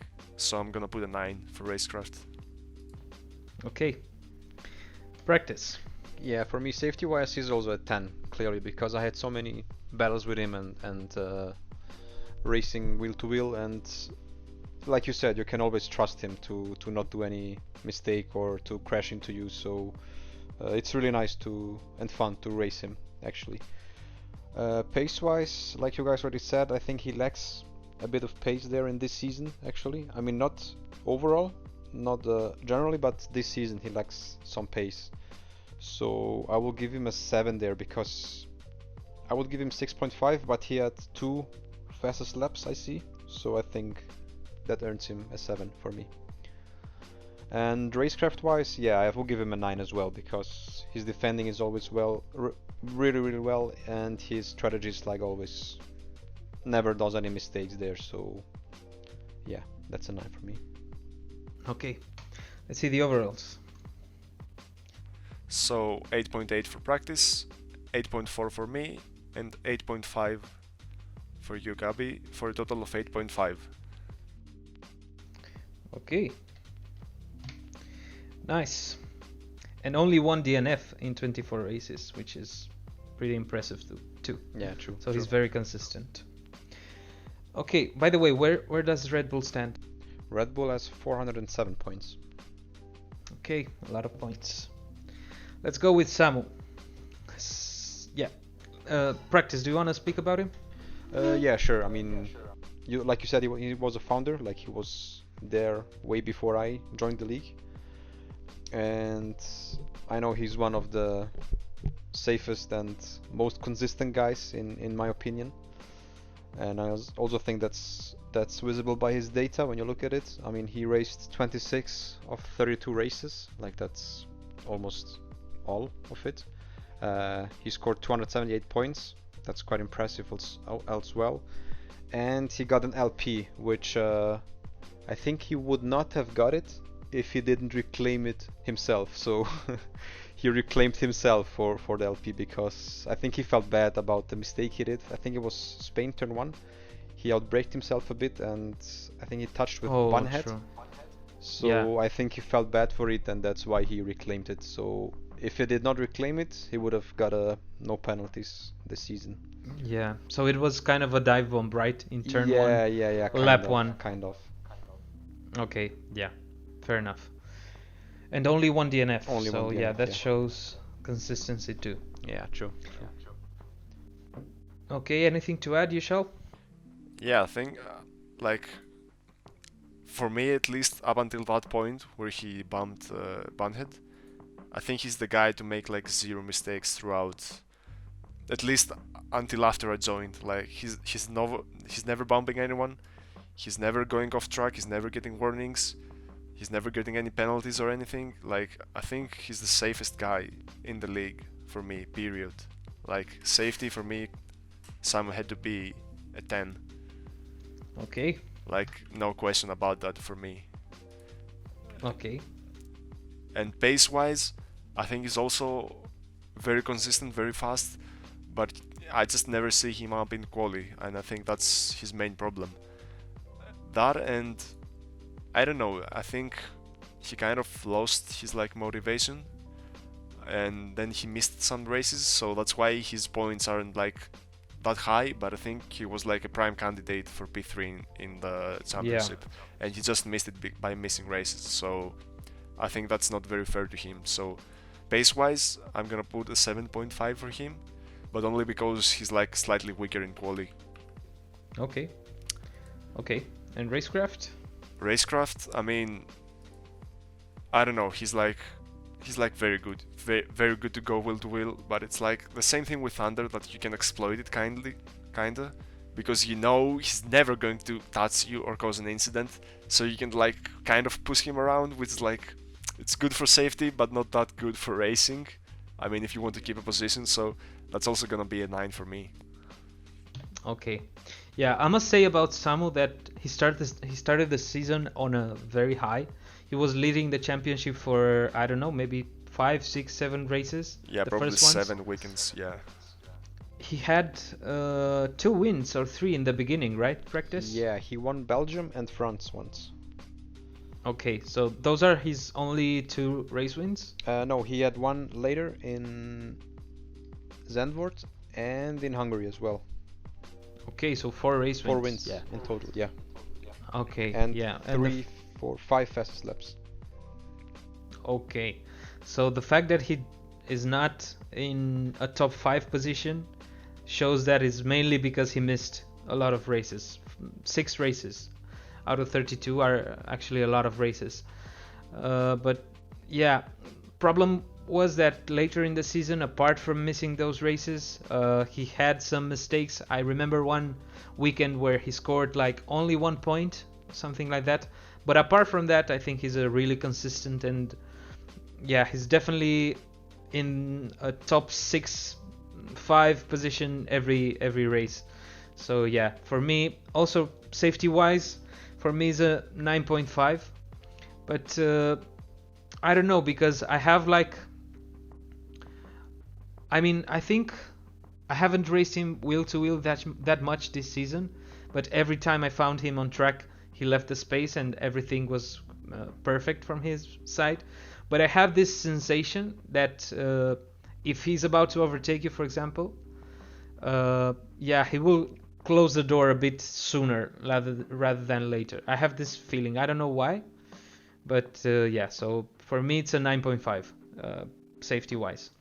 Pace, I'm gonna give him an 8.5, just because, yeah, as I was telling, the only fact that he's not P3 in the standings is because he missed a lot of races. And also racecraft, for me, is gonna be a 9, because he's the driver that makes less mistakes, makes less corner cutting warnings, and yeah, that's it for me. A 9 for racecraft. Yeah, for I me, think... safety. Yeah. Yeah, you can. Go on. I just want to say that, like, you make like a single mistake and he's gonna be there. He's gonna take advantage of it. Like, he's one of those drivers that is so consistent, but if you do make one mistake, he's gonna get the position, he's gonna get the points. Like, he's like that consistent. He's like crazy consistent. And he's only missed like the last few races, mainly because he wasn't there, and mainly because I think he didn't practice as much as he did in the first part of the season, when he was like leading the championship, yet he had like much more motivation to do so. Yeah, true. Yeah, so safety wise, I will give him a 10 here for sure, because the same as with Thunder, like, you can always go side by side with him and trust him in these situations. And also, like, only one LP which he reclaimed himself, I think that speaks for itself. And usually, like all the seasons before, he never really got penalties, I think. So he's like, I would say, never really involved in any incidents actually. So that's a 10. Pace wise, yeah, I think he started pretty good this season, and then he quite lost some, I wouldn't say lost some pace, but maybe lost some motivation, and maybe he didn't practice that much. So for pace, I will give him 8. And racecraft wise, yeah, I think he's one. I really think he's one of the most consistent drivers here, because he barely gets time penalties and warnings for corner cuts, for example. So I will give him a 9.5 for racecraft. Let's go with the overall results. So 9.25 for practice, 8.95 for me and 9 for you, Gabi, for the total of 9.1. I rounded up a little bit because it was like 9.08, but just rounded up to 9.1. Yes, fair enough. Okay, let's continue with McLaren. Practice. So you won't be able to speak about yourself. You won't be able to defend yourself. It's gonna be only Yushal and myself talking about him. Sure. Well, you can remind us of, I don't know, something that we can ask you, but yeah. So as we were introducing ourselves, you started with us in 2019? Yes. Right? Just as the game started at the beginning. Exactly, yeah. In the first championship, in the first official championship. And yeah, you continued with us since then. I think you had a break for one arcade season, or maybe the official. Oh yeah, the official one The for official this one, yeah. I season. think I did like maybe 4 or 5 races, and then I had a break of a few months. Yes, you had a break, and then you rejoined with this season with a win. Yeah, that was impressive because I was trying to scare you at the beginning of the season, like, bro, the level right now is so damn high. You fucking win their first race. And I'm like, okay. Yeah. And yeah, you scored a lot of points since then. So you only missed the 4 first races, right? Yes, exactly. Okay, yeah, because you really didn't join at the beginning. I mean, I did join, but my pedals broke. So yeah. I had to get new pedals, and I got them from a friend. So that's why I didn't race for the first 2 weeks there. Okay, yeah. Okay, so again, yeah, for me, you're one of the cleanest drivers, so definitely for me it's a 10 on safety. Because yeah, we've had so many battles, we've had so many wheel-to-wheel moments. I can go with you for a whole fucking lap without even touching you, and side by side, and nothing happens. So yeah, for me, and you're a very hard racer, but always very fair. So for me, no complaints whatsoever. And safety-wise, it's a 10. So you have 206 points for McLaren. By the way, where is McLaren right now? McLaren has 517 points. Sorry, something happened with your microphone. Can you repeat? 517. Can you hear it? 500. Yeah, I can hear you. Yeah, McLaren is in P3 with 517 points. Okay, P3. Okay.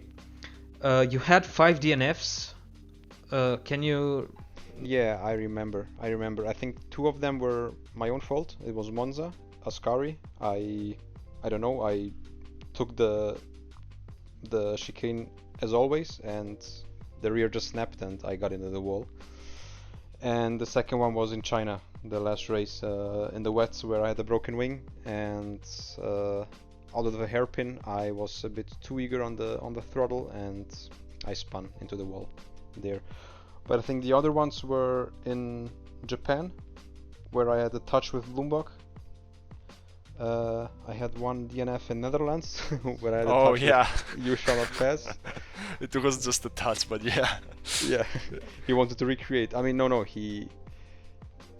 George Russell recreated his move on Bottas. Yeah, exactly. It was like George Russell, yeah. Yeah, and one DNF I had in Mexico where I don't know actually. Yeah, it was with Thunder. I don't know if he had a broken wing, but we touched at the stadium section there, and I instantly lost the rear end, got in the wall there. So that was a bit of my fault, I think, because I think I didn't leave him enough space there, to be honest. Okay. Yeah, so as I was saying, safety wise for me is a definite 10. Pace wise, I don't know. This season it gave me the impression that, a bit like Samu, you started off very, very high, very, very well, but after that, I think your pace level dropped a bit. I'm not sure what's the reason for that, but yeah, I can compare it to myself, and I think most of the time I was in front of you, so that's why for me, pace-wise, it's an 8.5, and actually racecraft 2. 8.5. because yeah, you had solid performance, solid points. Your strategy is quite on point almost every time. So yeah, for me, it's a fair score.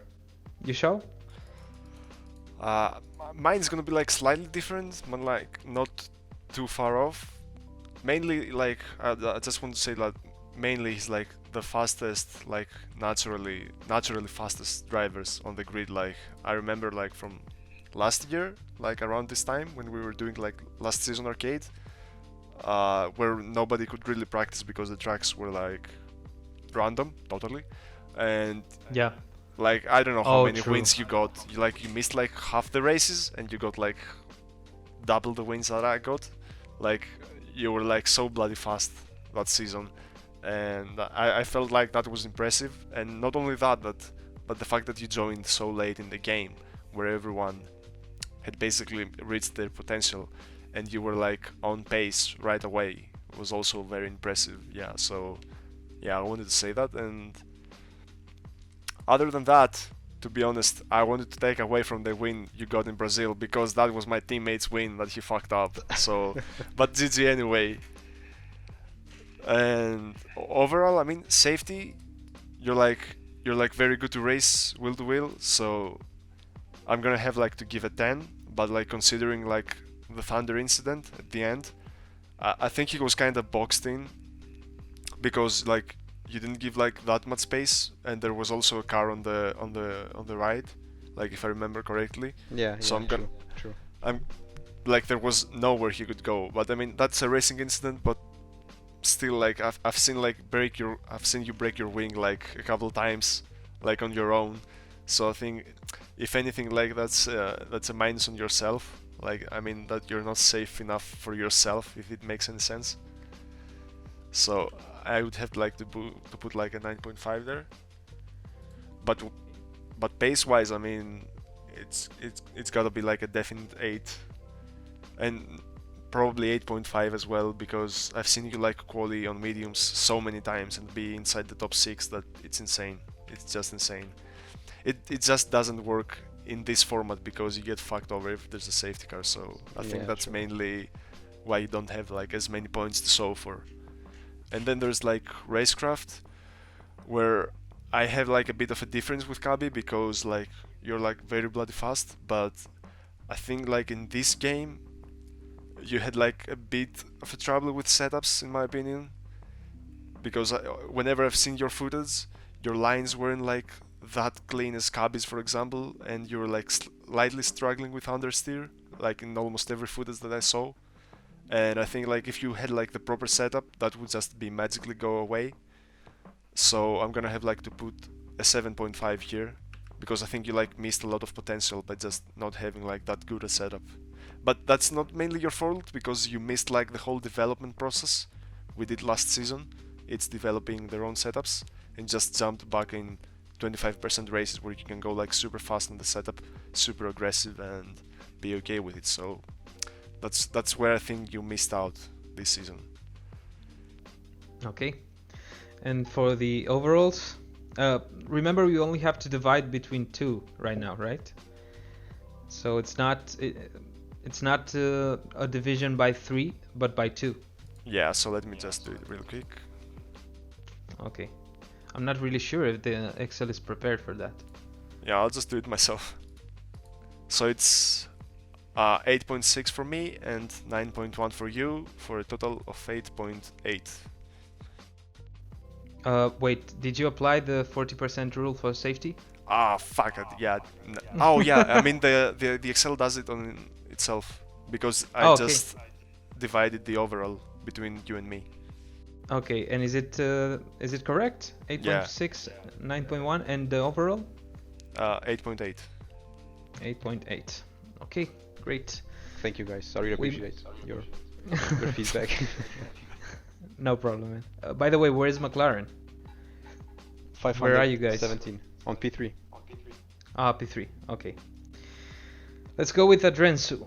I'm Practice. gonna need some help here, guys, because he's not in the Excel file. I'm gonna add it after I put my ratings in, so no problem. So Adrensu, yeah, he's my teammate this season. So Yeah, what? Let's go to his data. So his attendance, he raced and 28 of 32 races, so he only missed 2 weekends. So he's quite regular and quite consistent actually. He scored 311 points, so he was P3 in the championship standings in the end. So I think that shows his pace, his raw pace as well. He got 2 penalties, one for the mirror and 1 LP. Let me check the LP where they got it. Adrensu, also known as George Russell. He is indeed, man. And he's not even doing it on purpose. Like Yeah, it's his voice. It's natural voice. I like speaking to him because I can fool my girlfriend and say, look, I'm talking to George. Like, I don't know if we're being racist or something, or everyone else sounds like that over there, but he sounds like 95% like him. Like, it's insane. Okay, so he got his LP in Austria. Yeah, I remember now. It was a bit of a sloppy move by him by going into the pits after the safety car. So it was a bit unnecessary actually, but I think one in all, his penalties speak for his clean driving actually, and he had only 1 DNF in 28 races, so that's also pretty impressive in my opinion. Why is the penalty, the light penalty for? In Austria, I think it was the second race where we had like 2 safety cars, and he stayed out for the first one, and then he pitted for the second one, if I recall it right. And I think he left the line for the pit entry and then got back, and I think he touched with Steinway or Bunhead, I don't know, some of the guys it was. Yeah, and he broke his wing, so that's why I got an LP there. Yeah, I remember. Okay. Yeah, so again, he's a very, very clean driver. He's actually P3 in the standings, right? Yes. Yep. I was trying to snatch that from him, but yeah, he's a very fast driver too. He's a controller driver too, so impressive to be able to race that quickly, that cleanly, to do all these battles side by side with a fucking controller. I would never understand that. And on a laptop as well. Oh really? Yeah. Yep. But he has had quite a lot of trouble, like in the few races in the past, like with frame rate and shit. Yeah. I've got positions from him just because he lagged out and he teleported behind me. So yeah. Oh. Yeah, it's sad. Okay. Yeah. So for me, Adrensu, if it wasn't for that penalty, I would definitely say a 10. But with that penalty, actually, it's a 9.5 for me. Pace-wise, I think he's one of the top guys out there. So, I don't know, a 9.5 too. And racecraft, yeah, I think this is his weakest spot, his weakest point, just because if everything went perfect, I guess he would have had a chance to fight for P2. So yeah, for me, racecraft wise, it's an 8.5. You shall? For me, like, I feel like he's the Carlos Sainz of our league. Like, he doesn't get like the recognition like he deserves. Like, he's insanely underrated, and I think like he's handicapping his results for some reason. Like, he can do so well, and he barely got P3, even though like you said, he could fight for a P2 if you really wanted to. I've seen him like fuck up his strategy so many times, or I don't know. I feel like he's like way better than his points say. True. That's my overall impression too. Yeah. And it's like not only that, like not only in terms of speed, but for me he seems like he's like one of the most experienced, like going wheel to wheel, because I've raced him, and while he's not always managed to like match me, when he's there he always outsmarted me and he always outplayed me. And I've seen him like overtake me from the outside doing the cutback. I've seen him doing the cutback on Rial in the wet right now, in the last race, like wheel to wheel, he's like insanely good, and I think he also has like a very good like insight of what to do in each situation, and he's never going to cause like an incident wheel to wheel. I mean, I don't know, he's not doing justice to himself, I think, because like he's throwing away points. He's like the Robin Hood of like throwing away points to the poor guys or something. I don't know. So for me, like safety, I'd like to say a 10.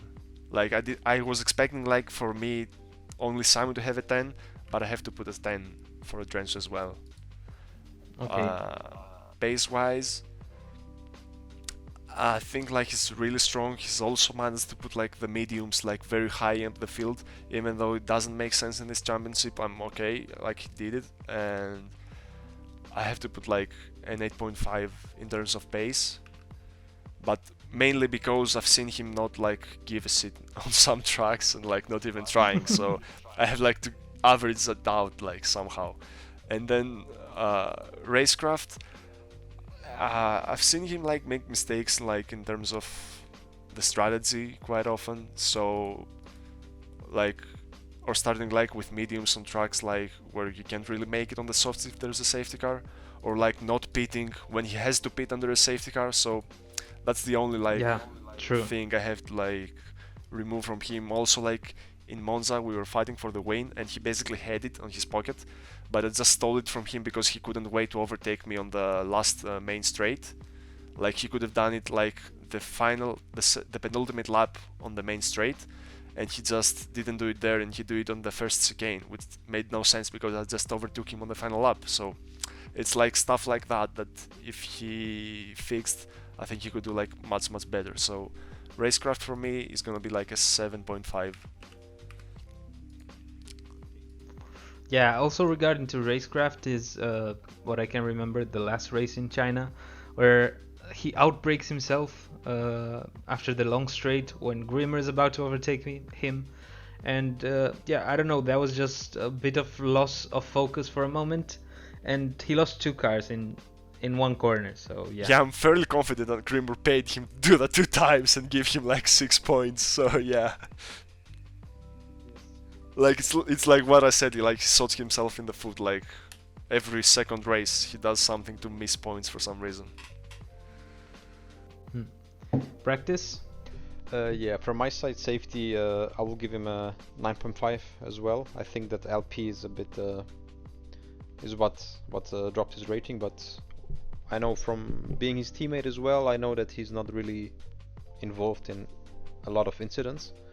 If it is an incident going on with him, then it's, I mean, 99% of the time it's not his fault. So yeah, 9.5 safety. Pace-wise, I think P3, getting P3 in this league with this kind of drivers, it's pretty impressive. So I will give him a 9.5 there as well. And also like comparing him to me, like I think he was quicker than me on every single track this season. I think racecraft is the same as YouShall said. I think strategy is what holds him back. If he would get a strategy like on point every time, he would probably get into the fight for P1 for sure. So I will give him a 7.5 there as well, because yeah, also being his teammate, I know that he decides sometimes not to pit under the safety car when he should. So I think that sometimes he does a mistake there, but yeah, I think he could be in the fight for P1 if he would get a strategy together every time, every race on point. Yeah. Okay, let's go with the results. So for practice it's 8.9, for me it's 8.8, and for you it's 9.2, and the total is like 8.96, but I think we should round it up to 9. It would only be fair for him. Okay, yeah, fair enough.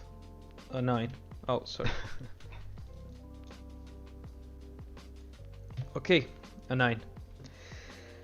Let's go with Scuderia Ferrari. Ivan. Ivan is actually right now in P4 in the Drivers' Championship, right? Yeah. Okay, so he's a guy that joined us, I think, in the official championship for 2019, mid-season, something like that. I'm not quite sure how we found him. Oh, I think Samu brought him. Yeah, I think he was one of his stream, how do you call it, stream friends. Followers. Yeah, exactly. And he liked the league, he liked the concept, and he watched Samu's races and wanted to get involved too. So he spoke to Samu, and Samu made him do the test.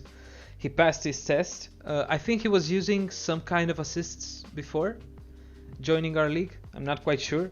But yeah, so the first season for him, he was a clean driver, but he didn't have that much pace. And this season he really stepped it up quite a lot. So seeing him being that fast in only his second season and fighting consistently for a P3 position, I really like that. I like to see that he performed on such a level, and I really appreciate him being in the league, because he's also one of the cleanest drivers out there. I mean, I had a battle with him in Russia that's, for me, one of the highlights of the season.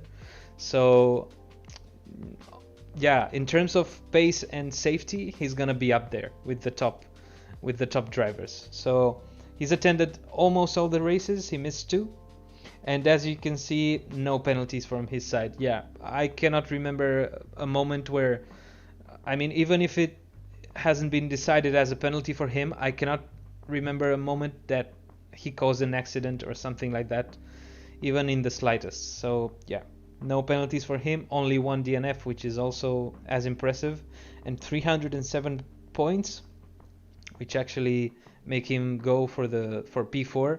But yeah, again, he was in the fight for P3 all the time, and also he had the lead at a moment in the league. So, and it was quite early too, so it was quite impressive to see him in the lead with only like half a season in the championship. So yeah, really impressive performance. Anything you want to add? Yeah, I mean, first of all, I just want to say that I'm so fucking lucky that after we raced in China last season, you assigned him as my teammate, because like I couldn't have asked for a better teammate, and he's like the chillest guy. So yeah, he keeps me company through the races. So thanks. And I just want to say that because I have been his teammate, I've like seen his progress firsthand through each fucking race. Like he gets better and better and better. And through last season, he was actually like right on pace by Singapore, but he just got like so fucking unlucky every race that he just couldn't get the result to show for. And that's why like this season he was so fast straight on. It was because he was so fast from last season. Because he evolved so fast. True.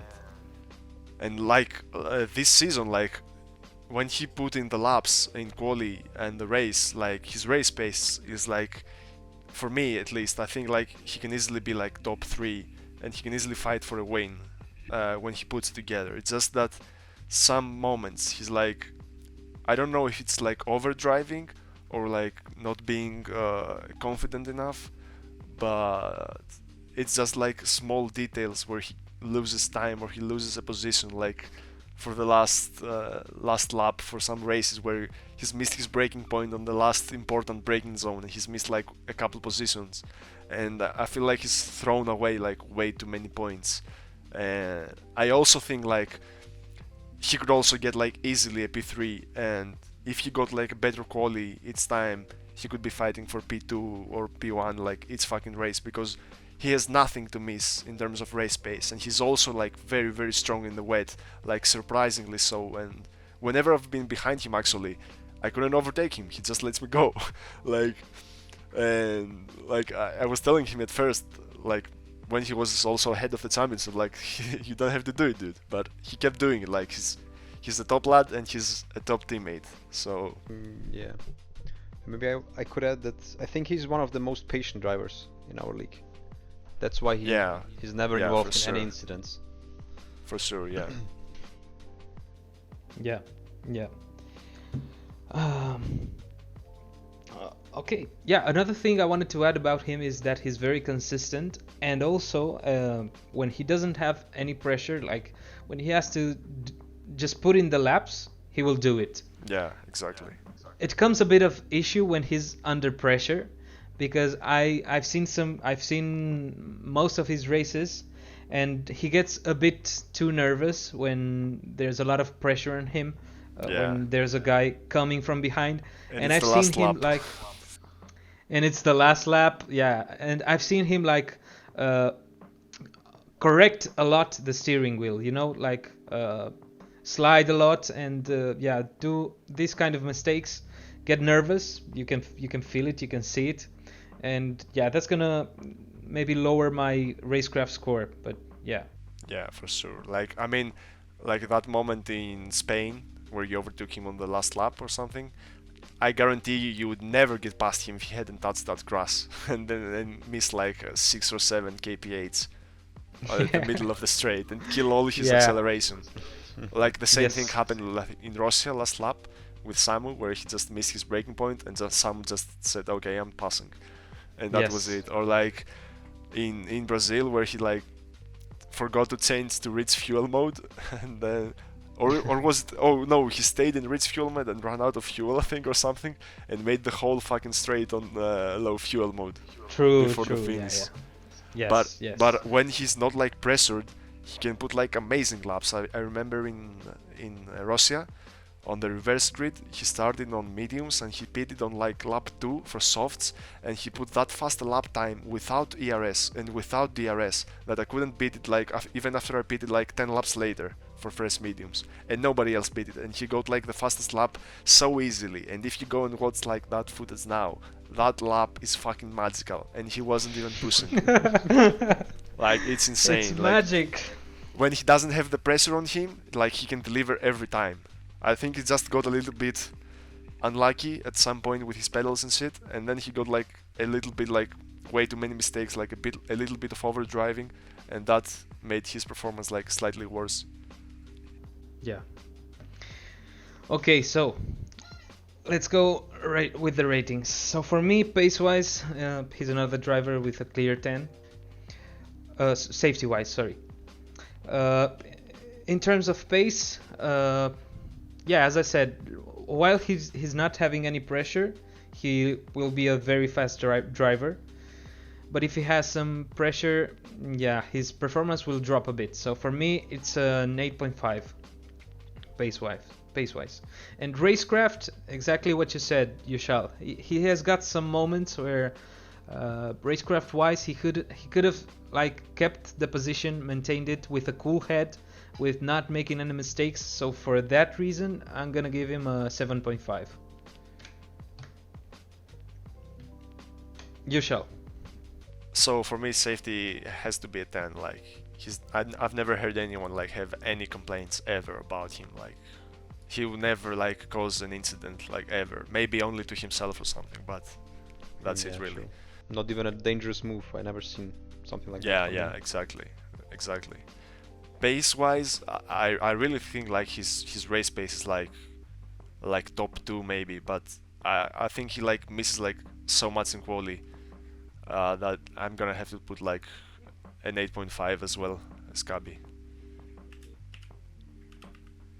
And racecraft, I mean, apart from what I said earlier, I've also noticed that he mismanages his ERS like quite heavily, and whenever I see him, he's like on 10% battery, which kind of makes it hard to defend. So I'm gonna have like to put a 7 there, and I think he struggles like very slightly when his tires are like very very worn, and that also adds to his last laps mistakes because he's kind of like being aggressive. What you said about like being a bit aggressive with the wheel, like with corrections, like that might not be that good for the tires, so that's why I put a 7 in racecraft. Yeah. Okay. Practice. Yeah, I'm gonna copy YouShallNotPass here on all the ratings. Maybe add to the racecraft. Yeah, I think his power slides really they pull him down, cost him like some tire life and tire temps in the end. And I think what cost him the win against me in Brazil is that he is always on his MFD. He has always the tire temps activated, even though he drives in cockpit mode. So he doesn't really need that. I think that makes him maybe a bit. Maybe he loses concentration by that, or forgets to change the fuel because he has to skip through the windows to get to the fuel mode. So I think that's maybe a bit of a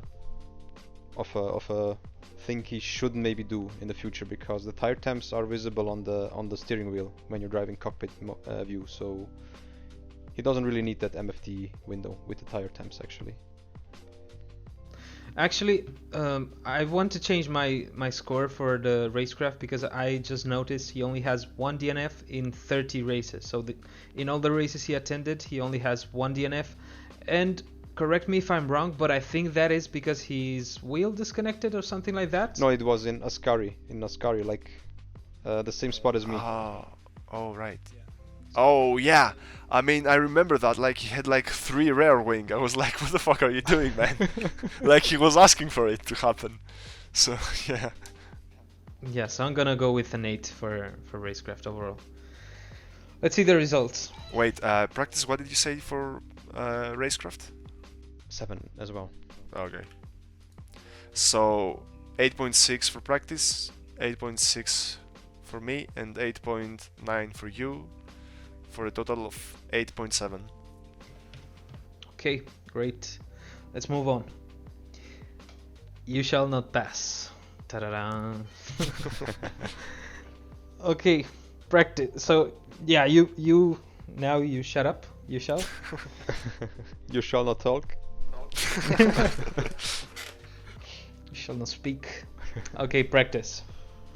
Yes, I think you joined us in 2019, right? F1 2019 in the arcade season. That was like 1.5 years ago, I guess.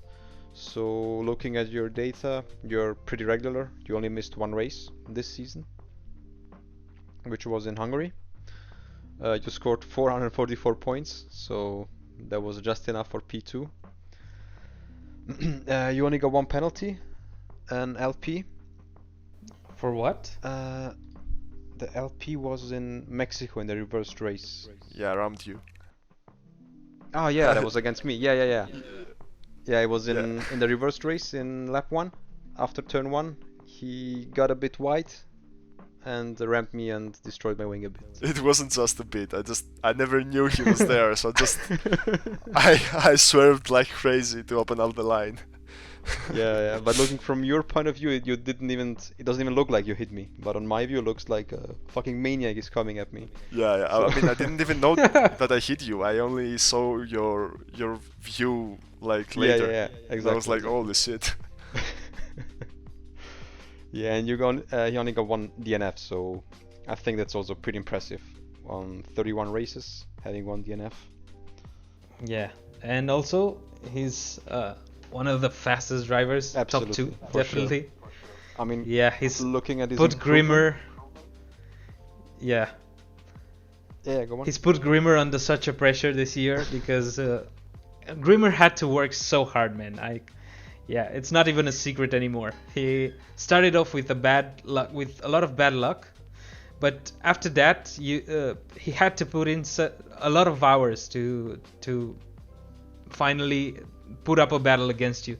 So yeah, the respect he had for you, and I mean, we knew Grimur was at a very high level in the previous championship. We knew it was gonna be impossible to be at that level, but still, you did it.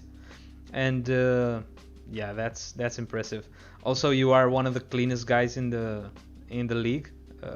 Apart from that incident with practice, I never saw anything from you. I can't remember the last season though, but still, yeah, for me, you're one of the cleanest and one of the most efficient drivers. Like, whenever you're behind, I know there's no fucking way. Even if I have newer tires, I mean, that's a lost fucking position. I know it for a fact. Yeah, I could have like recently fresh softs, and you could be on 10 laps older mediums, and yeah, I know that's a lost position. So that's scary actually. Yeah, true. And I also think the improvement, like from F1 2019 to this season is, to be honest, pretty scary, because in 2019 you were like midfield, top midfield, maybe higher midfield, pace-wise, and now you're like top 3, like with Albaricoque and Grimur, surely on top 3 with pace on them. Yeah, I would have liked actually to have Albaricoque in the league, because I think these guys, YouShall and Grimur, would have really brought the fight to him. So yeah, definitely one of the best drivers in the league, and yeah, a really great addition too. 444 points, and yeah, we have to speak about something here. We have to speak about the last race, right, in China, because the championship was so close. You and Grimur got here with a 2 points difference. You were ahead of him with only 2 points, and by the end of the first race, you were matched on points. So Grimur only managed to score 2 more points than you. And then No, he won the first race. He won the first race, but right. he destroyed his race in the second one, in the reverse one, with Oh, safety true, car, yeah. when he crashed into. In the rain, very bad luck. Yes. By the way, what happened there with the tires? Did they put the wets on, or did you forgot to change it to Inters? So I first changed to Inters because I knew it would switch to Inters, right? But then I was looking at the tire temps and I was checking for the weather, so I wasn't looking in front, and like 3 guys were going very slowly, so just rammed into into Samu. Luckily he didn't get any damage, but I completely removed my wing, so I had to pit, okay, and I pit, so I have to change my tires to wets again because it's not dry enough. So I changed my tires to wet. I only lose like 3 positions, so I guess it was fine, because even if I finished right behind Grimur, I would get the championship. But I didn't account for the fact that since I pitted again, I had to change my tires for the wets, and I had kept in the back of my head that I had changed my tires for Inters. So when I pitted again, I didn't even check it. I was like so sure I would get Inters, and I see them putting on the weights after I almost leave the pit lane, and I was like fucking crazy. I lost my seat there. So it was 100% my fault. Yeah, both times in the same race. Oh, yeah, that gotta hurt. Yeah. Yeah, but anyway, I mean, I wanted to say something. As I think maybe on pace you're not like the fastest guy in the league, but definitely in racecraft for me it should be a 10, because okay, that was an isolated incident, what happened to you in China in the reverse grid race, but other than that, like, your strategies and the way you're reading the race is just fucking on point. And not only your race, but you only are capable of reading everyone else's race, and like, because all the time after the race you are just telling everyone why were you doing that when you could have done whatever other option and it would definitely be better. So for me, racecraft wise, that's a 10. Safety has to be a 10 too. Yeah, even if you had this incident, but yeah. And pace wise, it's a 9.5 for me. Okay, practice. Yeah, safety for me is also a 10, clearly.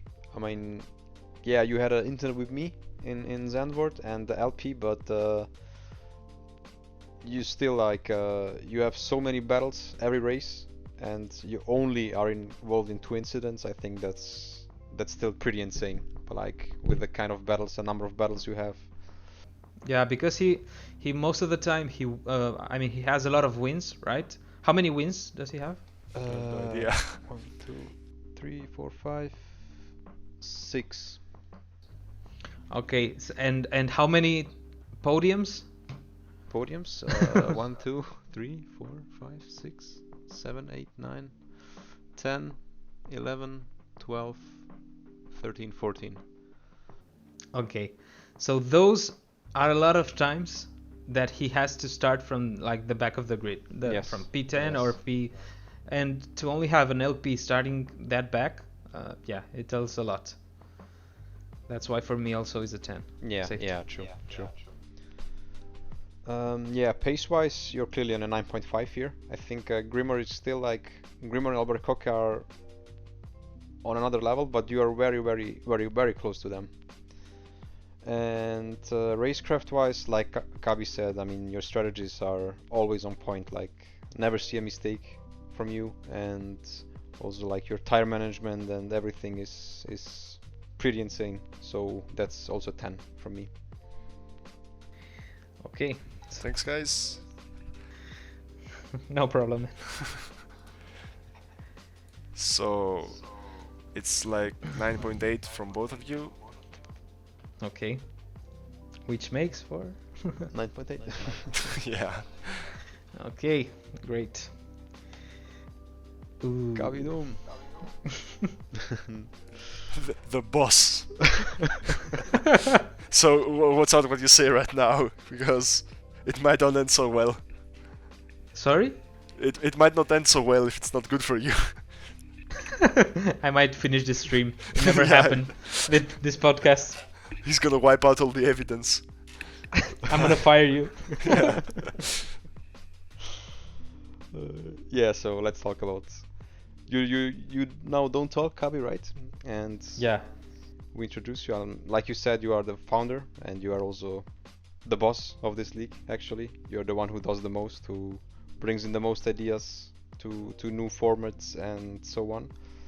And you also like, yeah, looking at your data, you're pretty consistent and regular. You want to race every race, but you just missed one weekend, so 2 races actually. You scored 305 points, so you were in a fight for P3 like until the very last race. You only got an LP and you got 0 DNFs. So that's pretty impressive, like for 30 races having not a single DNF with the reverse grid. That's really a good job, man. Thank you, man. You want to add something maybe? I'll just have to talk to you in a minute. Just wait a second.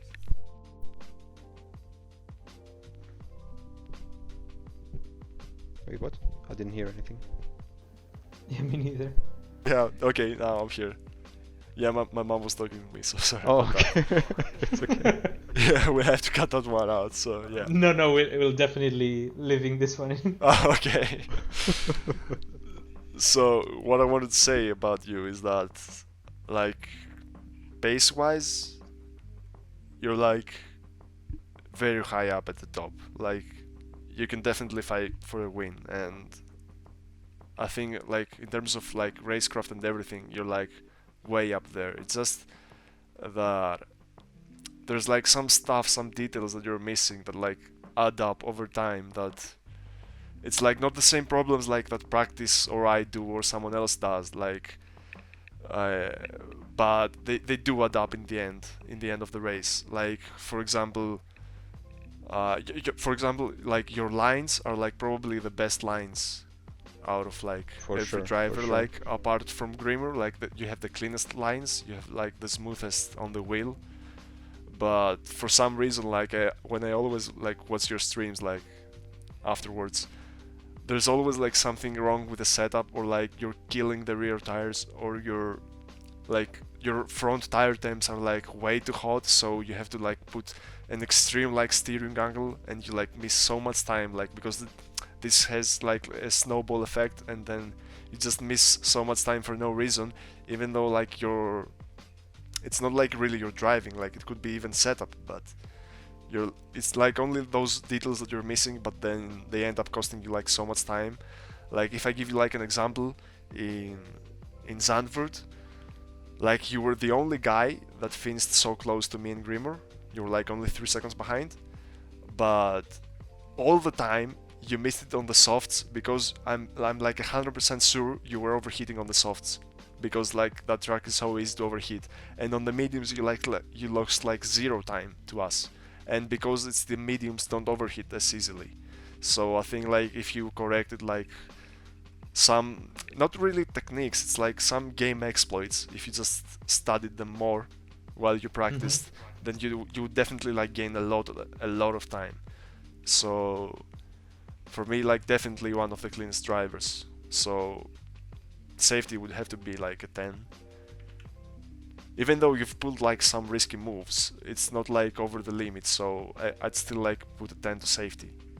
And then pace wise, like I'd like to put you like very high up, but yeah, I can't like for this reason, because you miss like pace for like little details, and then it's in quali that you're not always like top 5. I've seen you like top 7 or something, and then it's like really hard to go up the grid in such a short race. So for me, pace wise, it would have to be like an 8.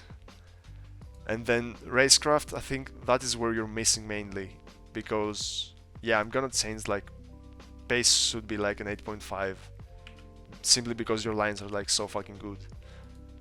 And then racecraft, it's like what I told you about, like little details. And then for some reason I see you like do questionable things, like not pitting under a safety car for some reason in a 25% race and then giving up the race win. Or like I've seen you like bump your wing like a few times for no reason, and that really like has cost you. So I don't know, but you've been like such a good teammate to Grimur as well, and you do such well defending, like some really smart moves. So I can't really detract too much from that. So I'm gonna put like a 9 in racecraft. Thank you. Yeah, from my side, I think safety is clearly like clearly one of the safest guys in the league, like a 10 plus should be for me, because I had so many battles with you and so many wheel to wheel situations and battles, so I can always rely on you being clean and not doing any stupid things. And also, like, I think going side by side in Brazil into the blind right-hander, that's also like yeah. you cannot do that with every guy. So that's pretty impressive. Yep, I did it with Unnovato, didn't work out. Yeah, and pace-wise, I think you're on a 9 here for me, because I think you are pretty consistent with your pace. You're not the fastest, but you're like Samu, like one of the most consistent guys with your pace. So in the end, that gets you more than guys who are maybe quicker, but they maybe lose more time during mistakes or overshooting the car.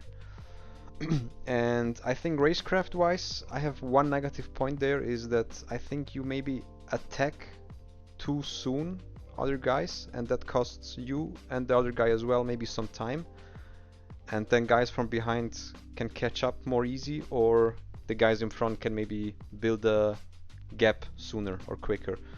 So I think if you just be a bit more patient with your overtakes.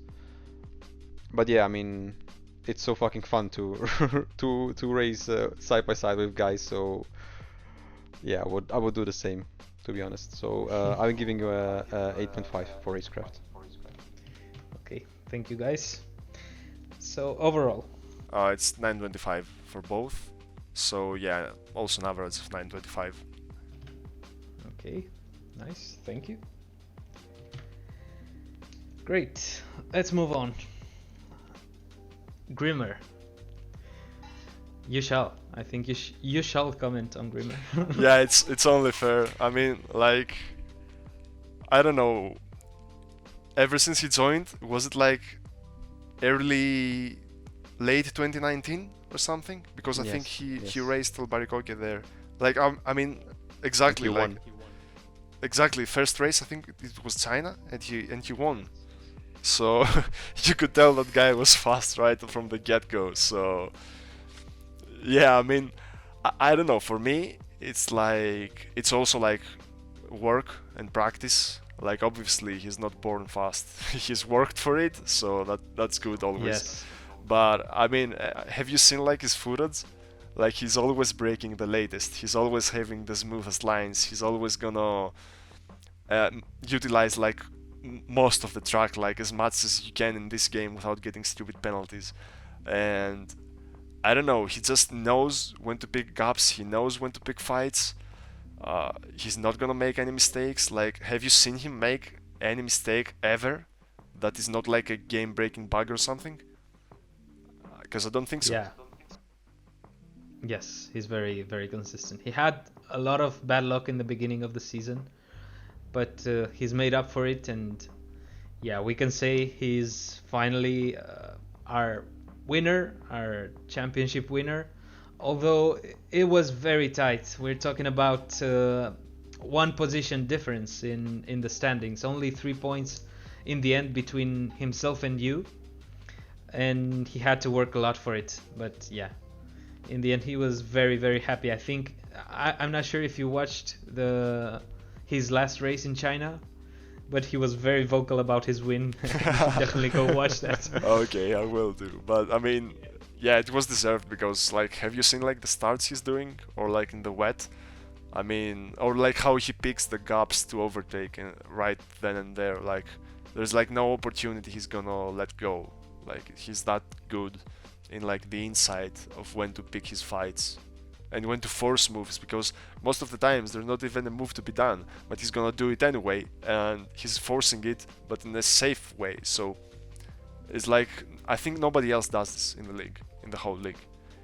Like that overtake he did around the outside on you on the grass, I guarantee you nobody else would do it. Like, just it wasn't possible. Like most of the guys would just dummy on the outside and just dive on the inside, and that would mean they would just go wide and probably bump and break your wing. But he did it on the outside even though there was no space, and he still found grip on the exit. So I think that's also like really important. On the throttle, he's like easily the best, like throttle control and using the throttle to rotate the car but not spin the tires and cause tire wear.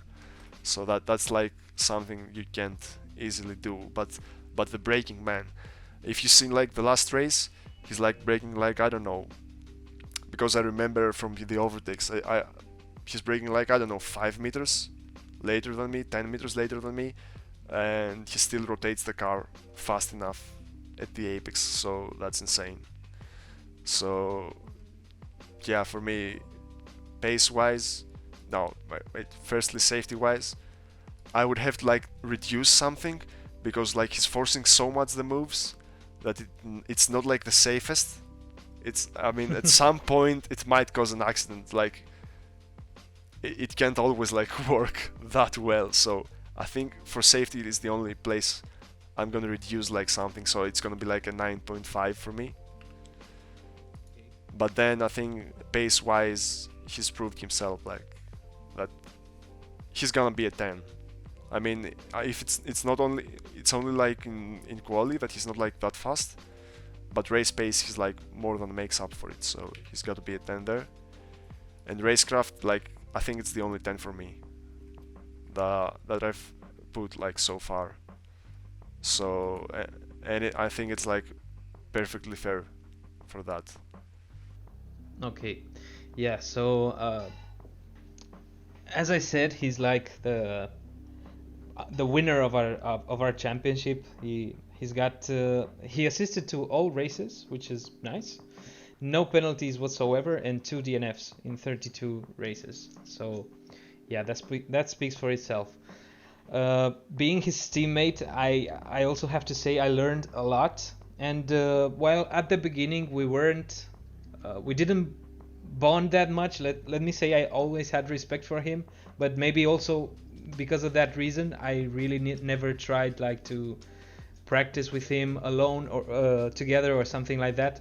But in the end, yeah, we started practicing and he actually helped me twice, and that actually showed up so much. Like, for example, where was it? Bahrain, I like the track and I love the track in previous years, but this year, even though I still like it, it's a fucking nightmare for me to race there. I don't know why. I don't know what my problem was.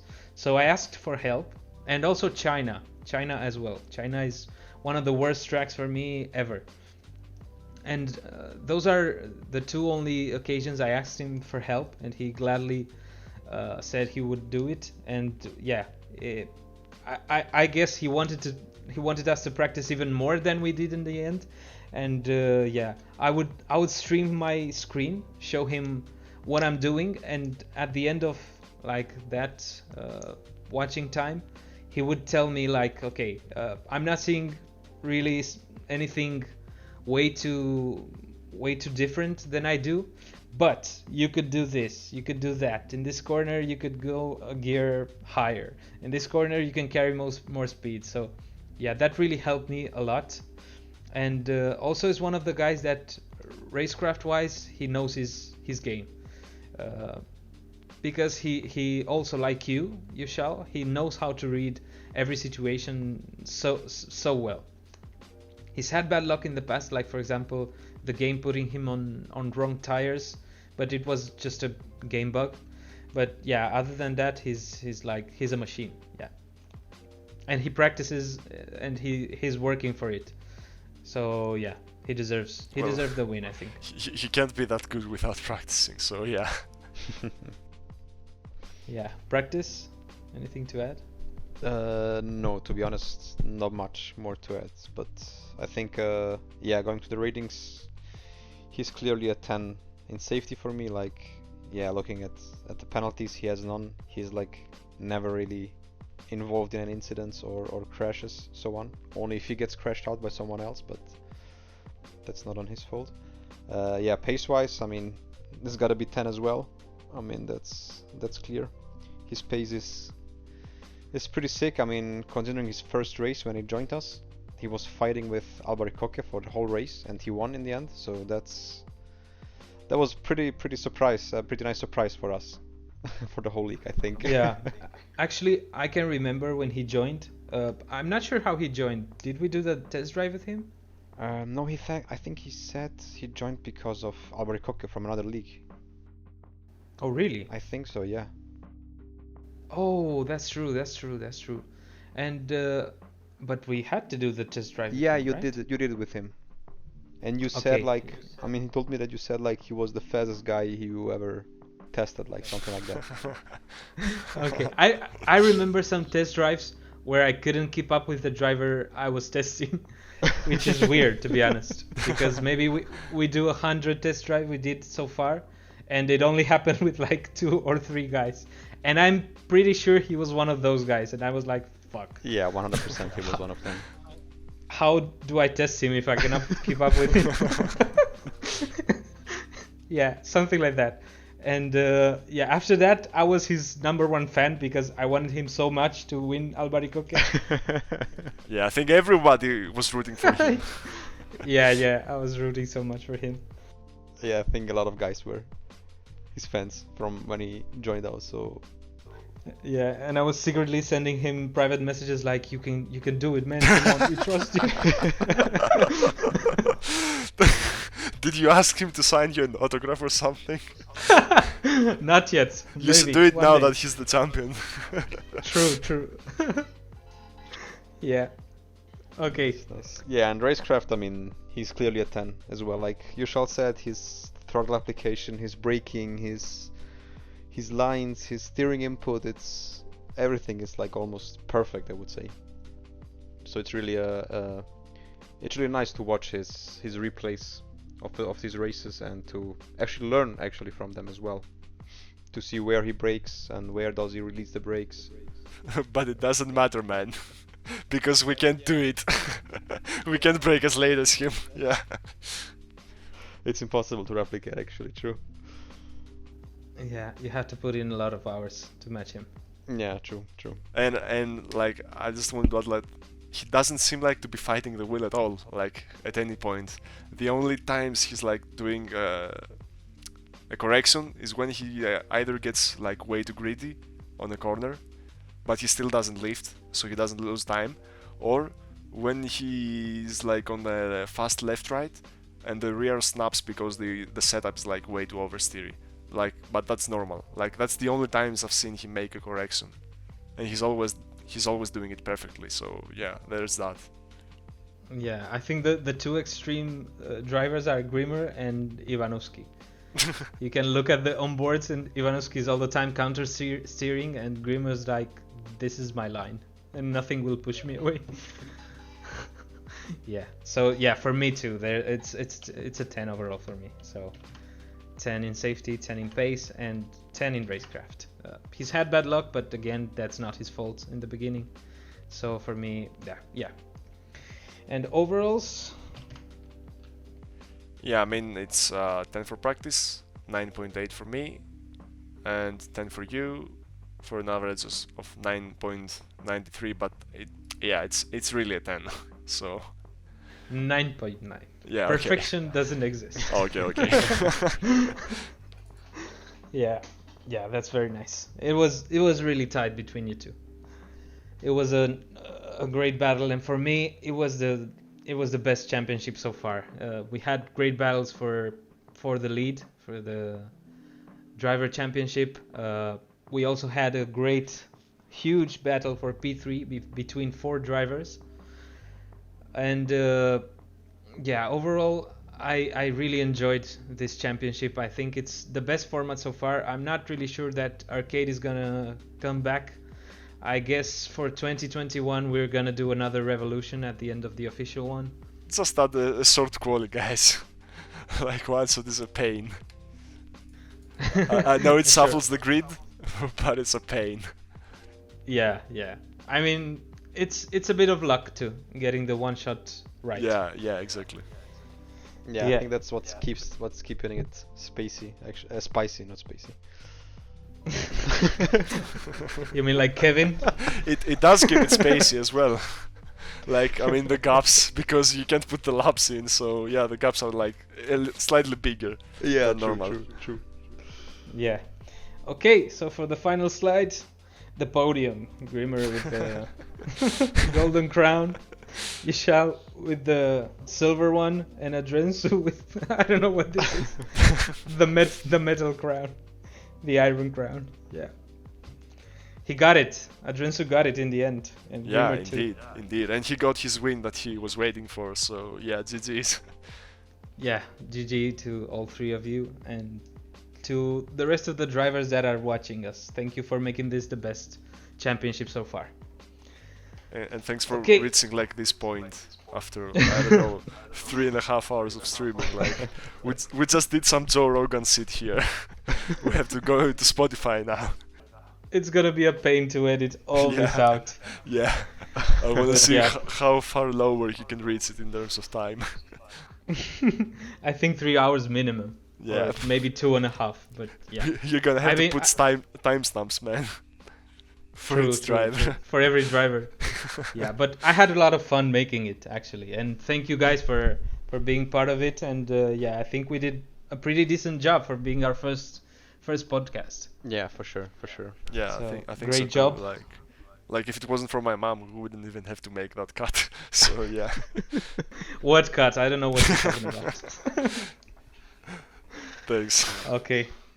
Thank you very much, guys. Thank you, guys. Yeah. That was awesome. See you. Yep. It was awesome. Yep.